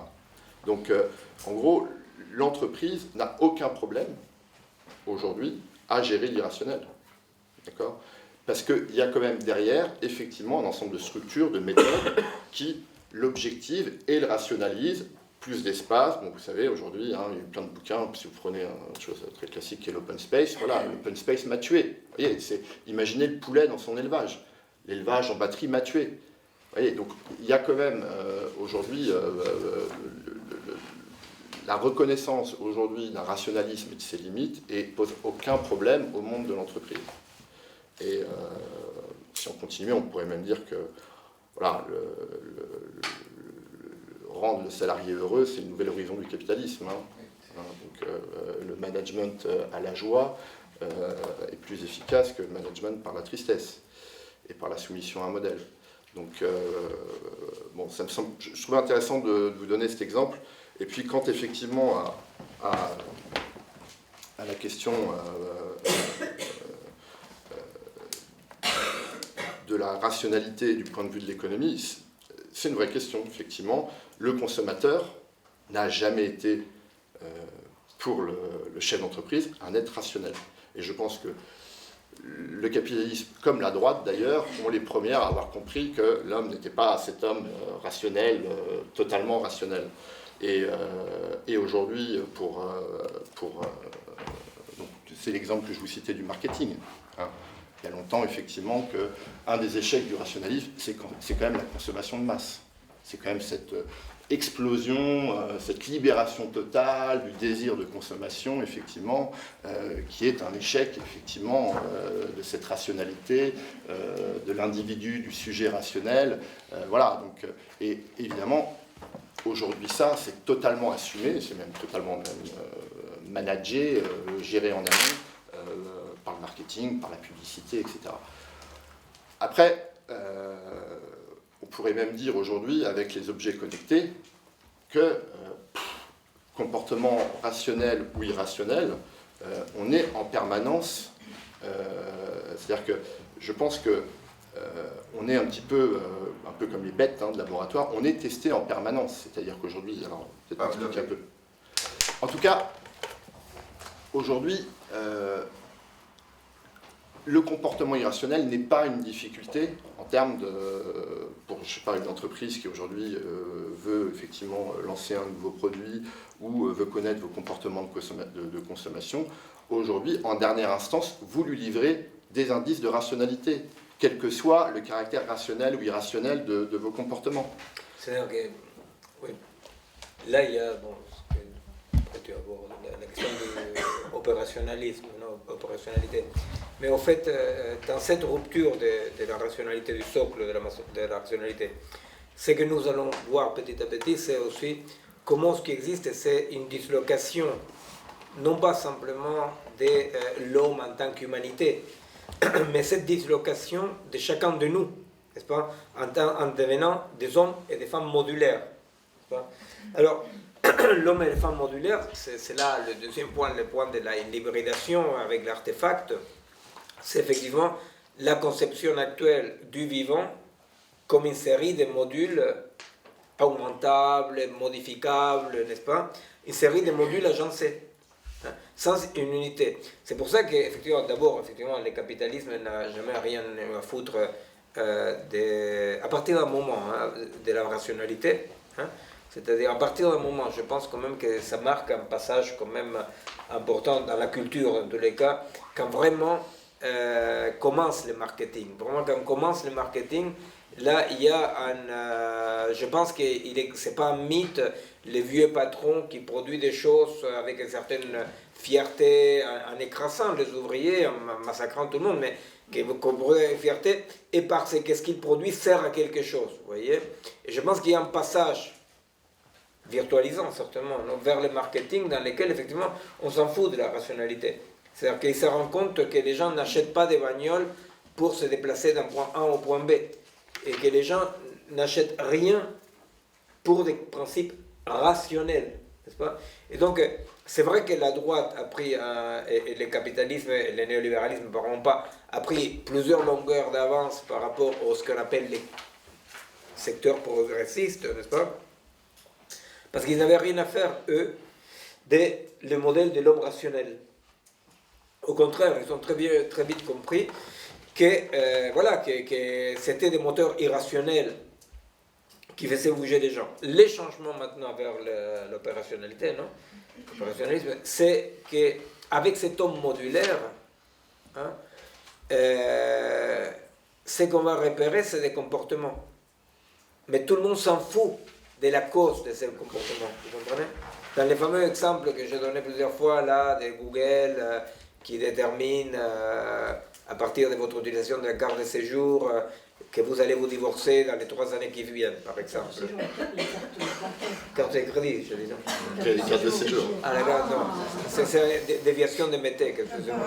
Et avec la carte de crédit, voilà, ils disent, vous allez divorcer.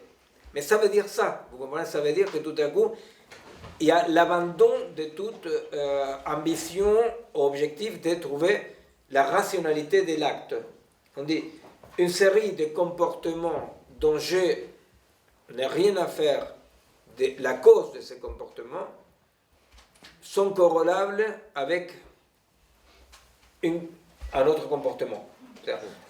Ce type d'achats sont corrélables avec les divorces. Alors à partir d'un certain moment, il va divorcer. Vous voyez?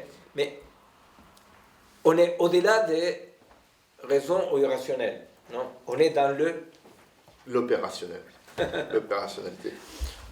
Oui, après, là-dessus, c'est sûr que sur la question, par exemple, du commun, tu vois, quand tu dis le commun ou les différences. Bon, le projet digital, ou comme le disaient nos amis de TEDx, la renaissance digitale, les lumières digitales, c'est ça.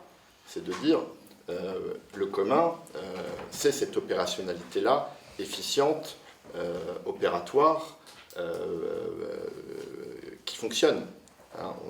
Et là, par-delà, effectivement, la rationalité, l'irrationalité, l'animalité ou la bestialité, vous voyez ce que je veux dire? C'est-à-dire, il y a ce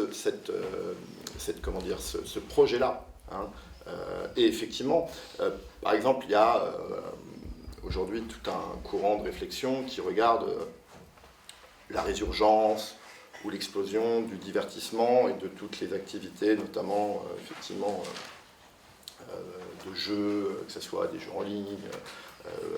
Aujourd'hui, voilà, on a de ça partout, sur vos téléphones, sur les consoles.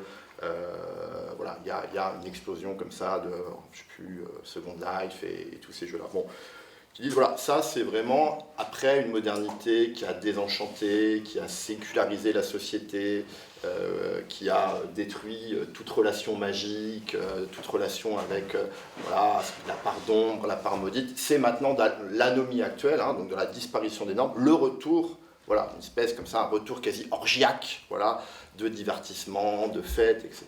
Bon, moi je crois qu'aujourd'hui, quand vous regardez la plupart des comportements de divertissement, effectivement, c'est des comportements qui nous arrachent énormément qui captent notre attention, mais qui sont aussi des comportements qui sont totalement captés aujourd'hui par la logique économique, par la logique de profilage.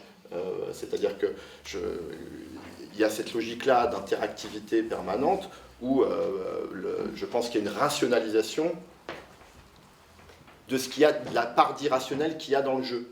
Hein, la part d'irrationnel qu'il y a dans le moment où le cadre moyen décide de faire tomber la veste et de prendre la figure ou le fantasme érotique dans Second Life. Je pense que oui, là, il y a une part, effectivement, d'expression de cette part maudite. Mais cette part maudite-là, elle est, en dernière instance, rationalisée, un petit peu comme on l'a dit avec les bêtes d'élevage, etc., par la logique opératoire, prédictive des big data. Oui, il y a une différence historique entre ce que Marcuse, par exemple, appelait la désublimation répressive. Ça veut dire quoi? La désublimation répressive, ça veut dire que sublimer, ça voulait dire pour Freud, n'est-ce pas, arrêter de penser au cul et écrire, lire, n'est-ce pas, pour dire comme ça. Donc, c'est laisser aller à la pulsion épistémophilique. Voilà. Alors, quand vous arrêtez de penser au cul et vous lisez, vous adonnez à la pulsion épistémophilique. Ça a l'air cochon comme ça, non? Au fait, non. Au fait, non, vous êtes, c'est bien. Mais il va dire, on ne peut pas sublimer toujours. N'est-ce pas? Il y a des mécanismes de désublimation. Et Marcuse, il va dire, mais la désublimation, elle est répressive, c'est-à-dire qu'elle est structurée de façon bien répressive. Alors c'est par exemple aller gueuler comme un porc dans les stades, ou vous voyez, des lieux et des canaux de désublimation répressive. Ou l'alcoolisme, par exemple, comme au Japon, par exemple, le samedi soir, il y a certains quartiers à Tokyo que vous glissez sur le vomi des cadres qui sont saoulés la gueule, ils tombent par terre. Et alors là, contrairement à ailleurs, que s'il y a beaucoup de gens sous, vous êtes un peu, c'est un truc dangereux, pas du tout. Ils se saoulent la gueule, ils tombent, ils vomissent. Donc, vous voyez, ce sont des mécanismes de désublimation répressifs, c'est-à-dire toute la semaine sont bien cadrés et samedi soir ils vont vomir. Là, on est dans la sublimation répressive. Vous voyez, c'est-à-dire, je me souviens en Argentine, c'était quelque chose qui nous marquait beaucoup aux militants. C'était que tous les dimanches, les supporters de football cassaient la gueule aux flics. Mais vraiment, ils cassaient la gueule, ils brûlaient des voitures, je ne sais pas quoi. Mais les mêmes mecs qui dimanche brûlaient une bagnole de flics, cassaient la gueule aux flics, lundi, dans la grève, arrivaient les flics, ils ne bougeaient plus rien. Non, mais comment faire pour qu'ils fassent pareil avec nous, n'est-ce pas? Parce que nous, on n'allait pas au stade, mais en revanche, on essayait de casser la gueule aux flics de lundi à samedi. Et alors, donc, au fait, c'était quand même vraiment très clair et net, la désublimation répressive. Les dimanches, Vous voyez bien, par exemple, tout le monde s'en fout si on a brûlé 400 bagnoles les 31. Pourquoi? Parce que les 31 décembre, on brûle des bagnoles. Mais n'importe quel autre jour qu'on brûle des bagnoles, vous voyez, c'est-à-dire c'est un tout petit peu, et c'est ça la désublimation répressive, ça dérange, ça casse les couilles aux bourgeois, vous voyez, mais, vous voyez, c'est-à-dire, il y a un côté viril, vous voyez, voilà. Mais c'est tellement canalisé que c'est pas une blague la question de l'Argentine, hein, parce que c'était un mystère, c'est-à-dire comment ça se fait qu'il était si obéissant de lundi à samedi, l'autre con, et dimanche il avait plus de fureur que nous au combat. Vous voyez, bon. Et alors, la désublimation répressive, c'est un mode de canalisation de tous les rituels sacrificiels intégrés à la culture. Vous voyez C'est la sublimation, la désublimation. Désublimation. La désublimation répressive est quand même une canalisation, n'est-ce pas, un cadrage, je ne sais pas comment on dit, vous voyez, c'est une capture hein, de ce que dans les sociétés non modernes existe comme le sacrificiel, qui est l'incorporation du négatif comme en faisant partie de la vie. Vous avez lu certainement toutes les fêtes de mai, par exemple, au Moyen-Âge, toutes ces fêtes, ces bacchanales, ces trucs dans lesquels il y avait des orgies, mais à la fois il y avait des moments dans lesquels les seigneurs étaient fouettés, par exemple, vous voyez, des jours d'inversion de l'ordre, n'est-ce pas? Si, c'était des carnavals, c'était toutes ces pratiques comme ça, qui sont des pratiques comme ça, d'un excès total, mais qui n'a rien à voir avec la désublimation répressive, n'est-ce pas? C'était des jours, effectivement. Il y avait des jours, il y avait des moments, mais ces moments et ces jours-là étaient liés à des solstices, étaient liés au printemps, étaient liés, vous voyez, il y avait quelque chose qui...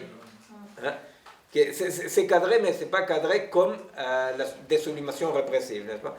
On voit dans des peuples comme les Espagnols, par exemple, c'est drôle la quantité, non, quand un latino-américain parle des Espagnols, il a un rire nerveux. Excuse-moi. Mais par exemple, vous voyez, c'est-à-dire, c'est habitude sympathique de lâcher une petite âne et de tuer à coups de bâtons. Il y avait une autre qui balance un âne au-dessus d'une falaise, non? C'est ça, d'une falaise. C'est sympathique, comme vous avez le truc de taureau, non? La corrida, n'est-ce pas? Dans lesquels, voilà, tous ces trucs si sympathiques, et un peu barbares, on dirait, nous. Mais qui sont quand même des trucs qui restent, non, dans un pays comme l'Espagne où la modernité arrive en parachute. Hein, elle arrive en parachute, c'est-à-dire que ce n'est pas un processus interne, historique, propre. Non. Or, ce dont parle Bastien, c'est autre chose. N'est-ce pas, ce dont parle Bastien dans les fêtes actuelles. Hein. C'est vraiment, c'est ni effectivement des comportements sacrificiels, culturels, etc., ni la désublimation répressive, c'est autre chose. C'est l'éclatement total de tout socle commun, parce que la seule chose qui peut orienter nos actes, c'est être heureux. Et alors, effectivement, chacun est heureux à sa façon, vous voyez. Et c'est là où il y a la rupture des socles, tu vois, c'est-à-dire, il est heureux comme ça. À ses risques et périls, il est heureux comme ça. Dans l'avion, dans la société, où que ce soit. C'est-à-dire, chacun est constitué, sans aucun noyau derrière à chercher, est constitué par une série de tropismes comme ça, qui sont propres. Hein. Parce que justement, c'est très important de voir la question de que la injonction de bonheur actuelle est une injonction qui ne renvoie jamais à un commun. C'est-à-dire, chacun doit être heureux comme il est heureux. C'est ça? Voilà. Et comme il dit Bastien, effectivement, cette façon d'être heureux chacun comme il veut, absolument tout à fait capturée par les entreprises de divertissement, non, qui s'occupe de que chacun soit heureux à sa façon. S'occupe de façon centralisée de que chacun. La question serait comment on pourrait produire de la singularité qui soit inaccurable. Absolument. Et ça pose la question, oui, Mais de c'est la absolument. subversion. Par exemple, aujourd'hui, quand on regarde le travail, bon voilà, enfin, pas aujourd'hui la fusion de la sphère des loisirs et de la sphère du travail, et même le fait qu'aujourd'hui, dans la plupart, y compris, enfin, si vous prenez les Google, enfin, les startups ou les entreprises du CAC 40, le divertissement est tout à fait assumé. C'est-à-dire le divertissement dans le travail. Enfin, il n'y a même plus d'ailleurs, je ne sais même plus quel est le terme employé, mais le travail doit être un divertissement. Mais pas le divertissement au sens où vous faites une partie de solitaire. Hein. C'est le divertissement dans le sens comme terrain de réalisation de soi, d'épanouissement de soi. Donc le fameux sujet néolibéral, autonome, voilà. Et ça, aujourd'hui, c'est tout à fait assumé. Quand je dis assumé, c'est objectivé. Il y a une vraie, et de manière très volontariste, et d'ailleurs accepté tout à fait positivement par beaucoup de salariés. Bon, ça, on peut en discuter. C'est au-delà de la rentabilité, en fait. Tous les mécanismes sont mis en œuvre, c'est-à-dire la gloire personnelle, le bonheur, la sexualité. Tout devient un mécanisme pour s'approprier en fait, ces formes de singularité, pour en faire des mécanismes de contrôle. Absolument. Absolument, parce que c'est un discours, c'est normal qu'il n'y a rien qui ressemble plus à la vérité que le simulacre, non? Parce que tout reproduit un discours de singularité. Et tout désingularise. L'université de la singularité, c'est approprier le concept, c'est ça? Absolument, mais absolument. Là, carrément, le mot, carrément. Parce que, tu vois, c'est pareil que quand on dit la médecine personnalisée. Tu vois? La médecine personnalisée, dans laquelle il dit non, pour vous, normalement on donnerait des antibiotiques, mais vous, on ne va pas vous donner d'antibiotiques parce que. On dit, ah putain, c'est vraiment. La médecine s'occupe de moi. Tu vois? Ben, au moment où ils te disent ça, toi, tu ne comptes pas. Parce que c'est un pur profilage par Big Data qui détermine quelque chose de très individuel, sauf que très individuel, mais toi, tu n'existes pas. Non? Et c'est un mécanisme très très pervers. C'est un mécanisme très très pervers parce que Mais c'est le même, enfin moi j'ai l'impression que c'est un peu le même phénomène qu'il y a eu, qu'il y a encore par rapport à la construction, enfin je veux dire du corps, c'est-à-dire parce que le corps c'est du coup crié, il fallait en faire quelque chose de cette matière-là. Et pas quelque chose de subversif, du coup, il y a de plus en plus de gens qui courent, qui font du yoga, c'est comme s'il était apparu des catégories très précises et très définies de choses qui allaient, comme les divertissements sur téléphone ou machin, qui tout d'un coup, cette petite bulle-là, plutôt qu'elle aille chercher ce dont elle a besoin, pof, on la canalise tout de suite, pour justement pas qu'elle devienne une subversion, on la canalise à un endroit précis. Et comme ça, elle est calmée. Enfin, c'est comme si on donnait à manger à une matière qui est. C'est marrant, parce que, tout à fait, parce que par exemple, le bouquin que enfin, bref, peu importe, l'auteur auquel je pense, qui analyse le retour du ludique, etc., dit c'est le grand retour du corps. Et bon, ouais, voilà, il prend comme exemple la console, les consoles Wii, etc., Kinect. Vous voyez, les consoles où effectivement, vous voyez quand même. Vous rigolez, quoi, c'est une fumisterie, tu vois, le grand retour. De quelle façon le corps revient? C'est un corps évidemment hybridé, là en l'occurrence avec la machine, et dont la jouissance au sens du jeu, hein, c'est-à-dire le moment où. Et clairement dans le moment où on ne sait pas trop si c'est le corps qui contrôle la machine ou le corps qui comprend en réalité les impératifs de la machine. C'est-à-dire que la jouissance dans ces jeux, c'est non pas le corps qui à un moment domine la machine, non, c'est le moment où le corps intègre les impératifs, les contraintes opératoires de la machine, et effectivement, dans une fusion, enfin voilà, arrive à cet état-là, qui est l'état du joueur, qui est cet état jouissif du joueur. En l'occurrence, bon, la caricature, c'est le jeu vidéo, évidemment. Justement, moi je trouve cette phrase, pour moi, le fait que cette personne-là puisse dire ça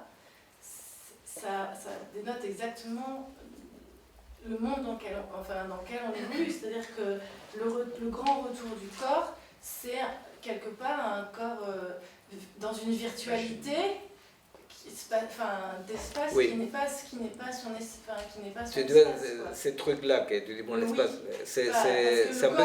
le corps dans les jeux, dans la Wii, c'est certes le corps bougeant dans l'espace, mais c'est un corps qui se projette dans un espace qui est dans un aplat, donc en 2D d'une certaine manière. Mais si tu veux, c'est à quoi tu fais référence un peu en creux, non? C'est ce que dit, c'est ce qui aujourd'hui est presque impossible de nommer, non? C'est très compliqué, dans tous les cas, tout mon boulot dans la recherche est autour de pouvoir nommer ça. Qui est quoi? C'est ce que Canguilhem dit quand il va dire un corps sain, il va toujours choisir de suivre son destin, même au prix de sa santé ou de sa vie. Bien. C'est suivre son destin, suivre ses tropismes, c'est ce qu'aujourd'hui on ne peut pas nommer. Vous comprenez? C'est-à-dire que c'est comme si le corps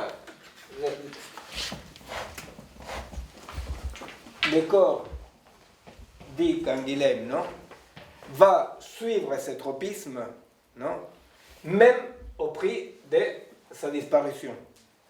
Voilà.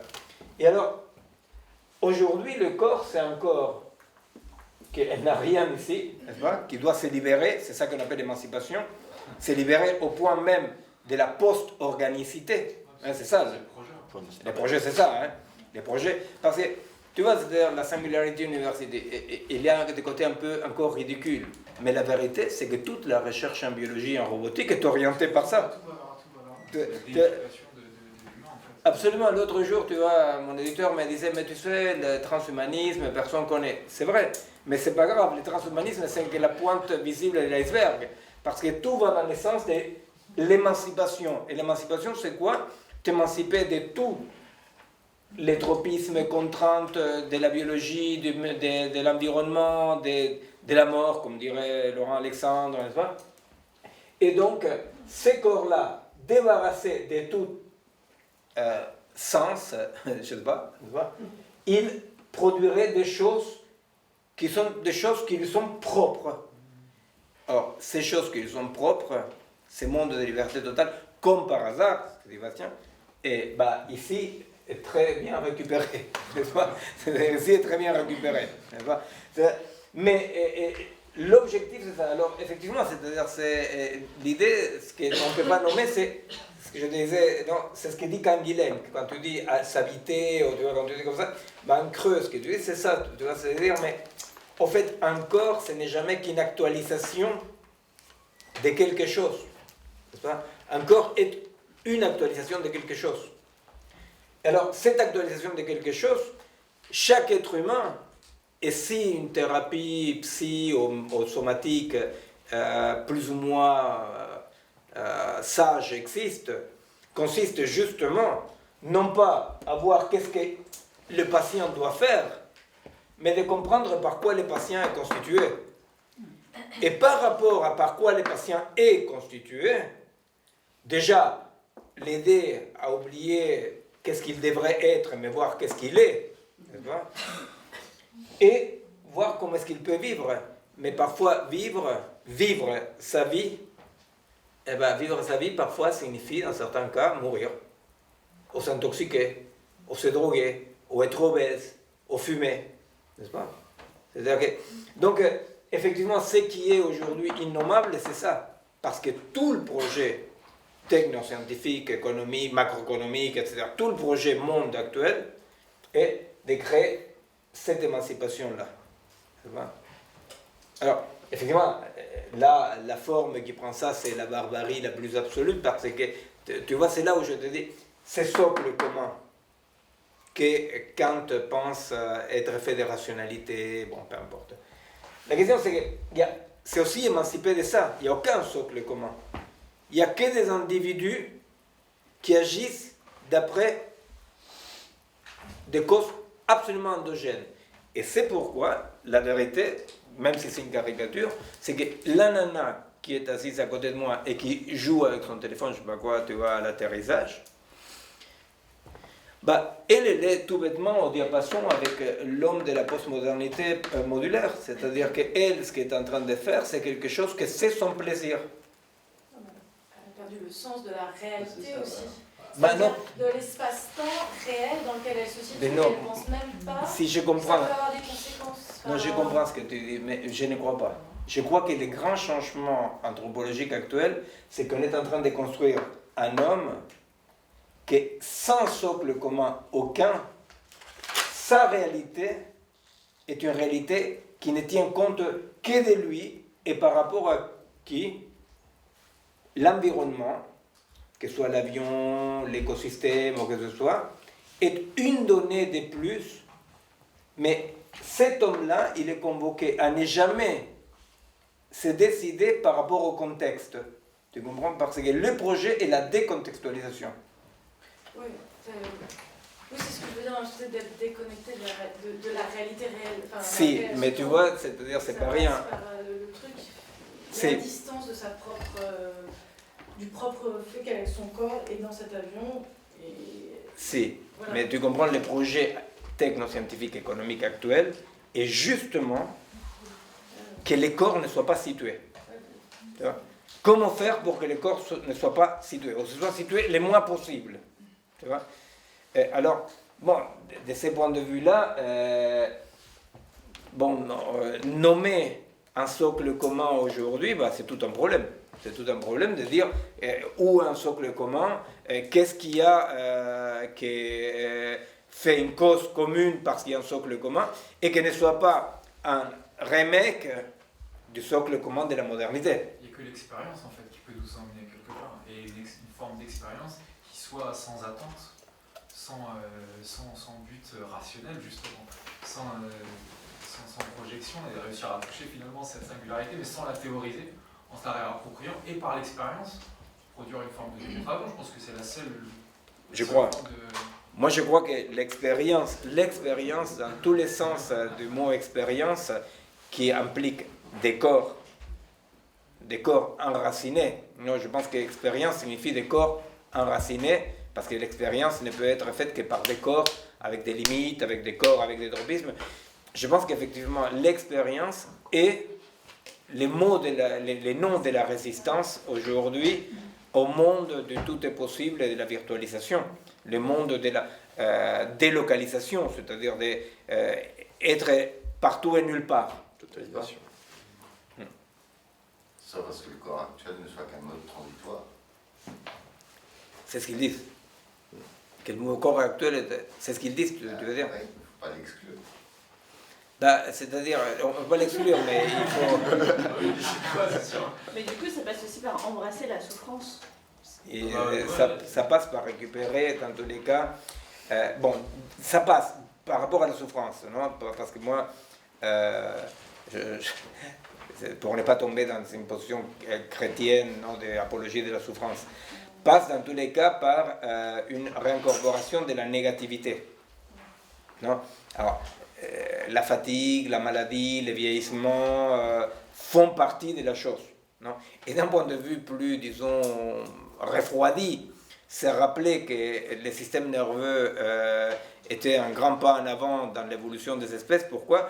Parce que sentir douleur, c'est ce qui permettait de se défendre. N'est-ce pas? Donc, que la douleur n'est pas simplement quelque chose à abolir. Par exemple, non?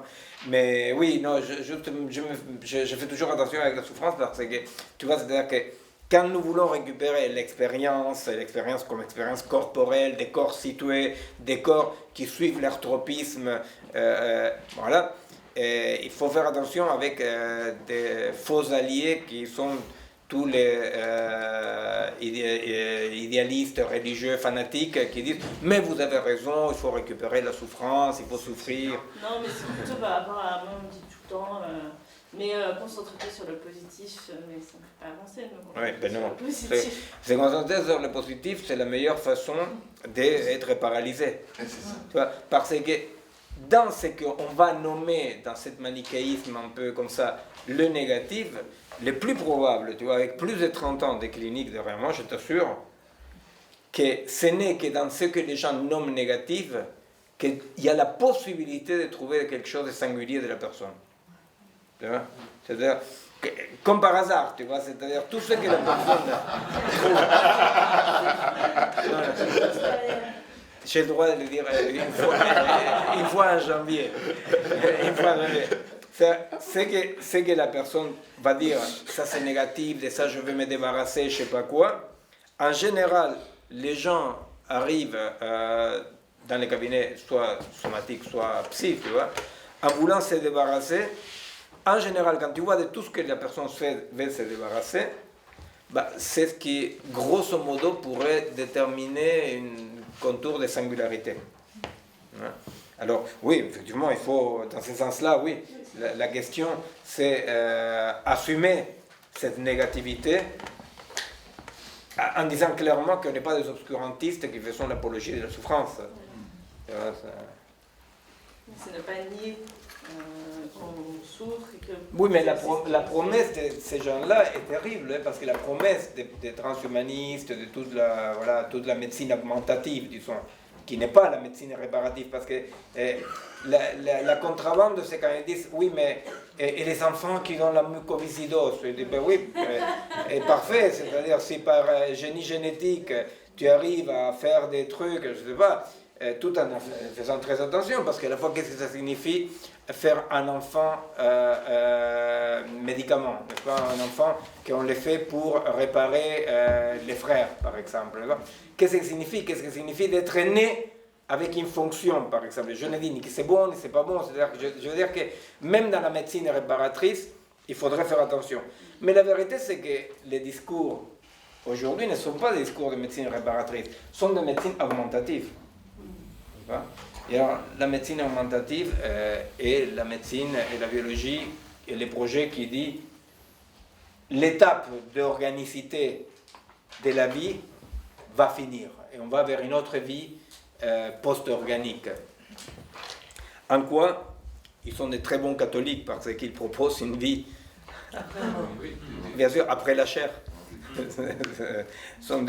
Là-dessus, toute leur modernité trouve cette top-là, que la promesse du transhumanisme est la promesse religieuse de toujours d'une vie débarrassée de la chair, quoi. Bon. Et moi, je me demandais juste une chose, parce que là, on parlait de la souffrance, mais par exemple, dans ces hommes émancipés, par exemple des surathlètes ou des femmes qui font des liftings, il y a de la souffrance, hein. Bah ça c'est sûr. Hein. Elles ont aussi, il y a aussi une souffrance. Donc la souffrance, ça ne peut pas toujours être quelque chose de... Non, mais c'est sûr. Mais, non, mais l'homme modulaire technico-scientifiquement produit, c'est vrai que les sports de haut niveau est un laboratoire d'expérimentation pour ces tendances-là, n'est-ce pas? Mais le projet quand même, et que maintenant justement, bon, je vais vous raconter la prochaine fois, justement avec les gens qui travaillent dans le sport de haut niveau, on est en train de travailler là-dessus, parce que par rapport aux pratiques augmentatives, comme on dit, ils ont un problème parce qu'ils ne savent plus qui peut aller dans comment on dit, un championnat, n'est-ce pas? C'est-à-dire que les transformations font qu'ils ne savent pas trop, n'est-ce pas? Parce qu'effectivement, c'est-à-dire aujourd'hui pour aujourd'hui, l'idée c'est qu'il n'y a aucune raison de rester aux limites du corps. Même Laurent Alexandre et ses amis appellent les gens comme moi des bioconservateurs. Bioconservateur, je pensais que c'était le frigo. Parce que... Voilà, je suis les deux. C'est vrai que dans le monde, il y a 2 jours, il y avait un article sur les limites effectivement, du développement, de l'âge, de la taille, etc., pour montrer qu'on avait atteint un stade a priori optimal.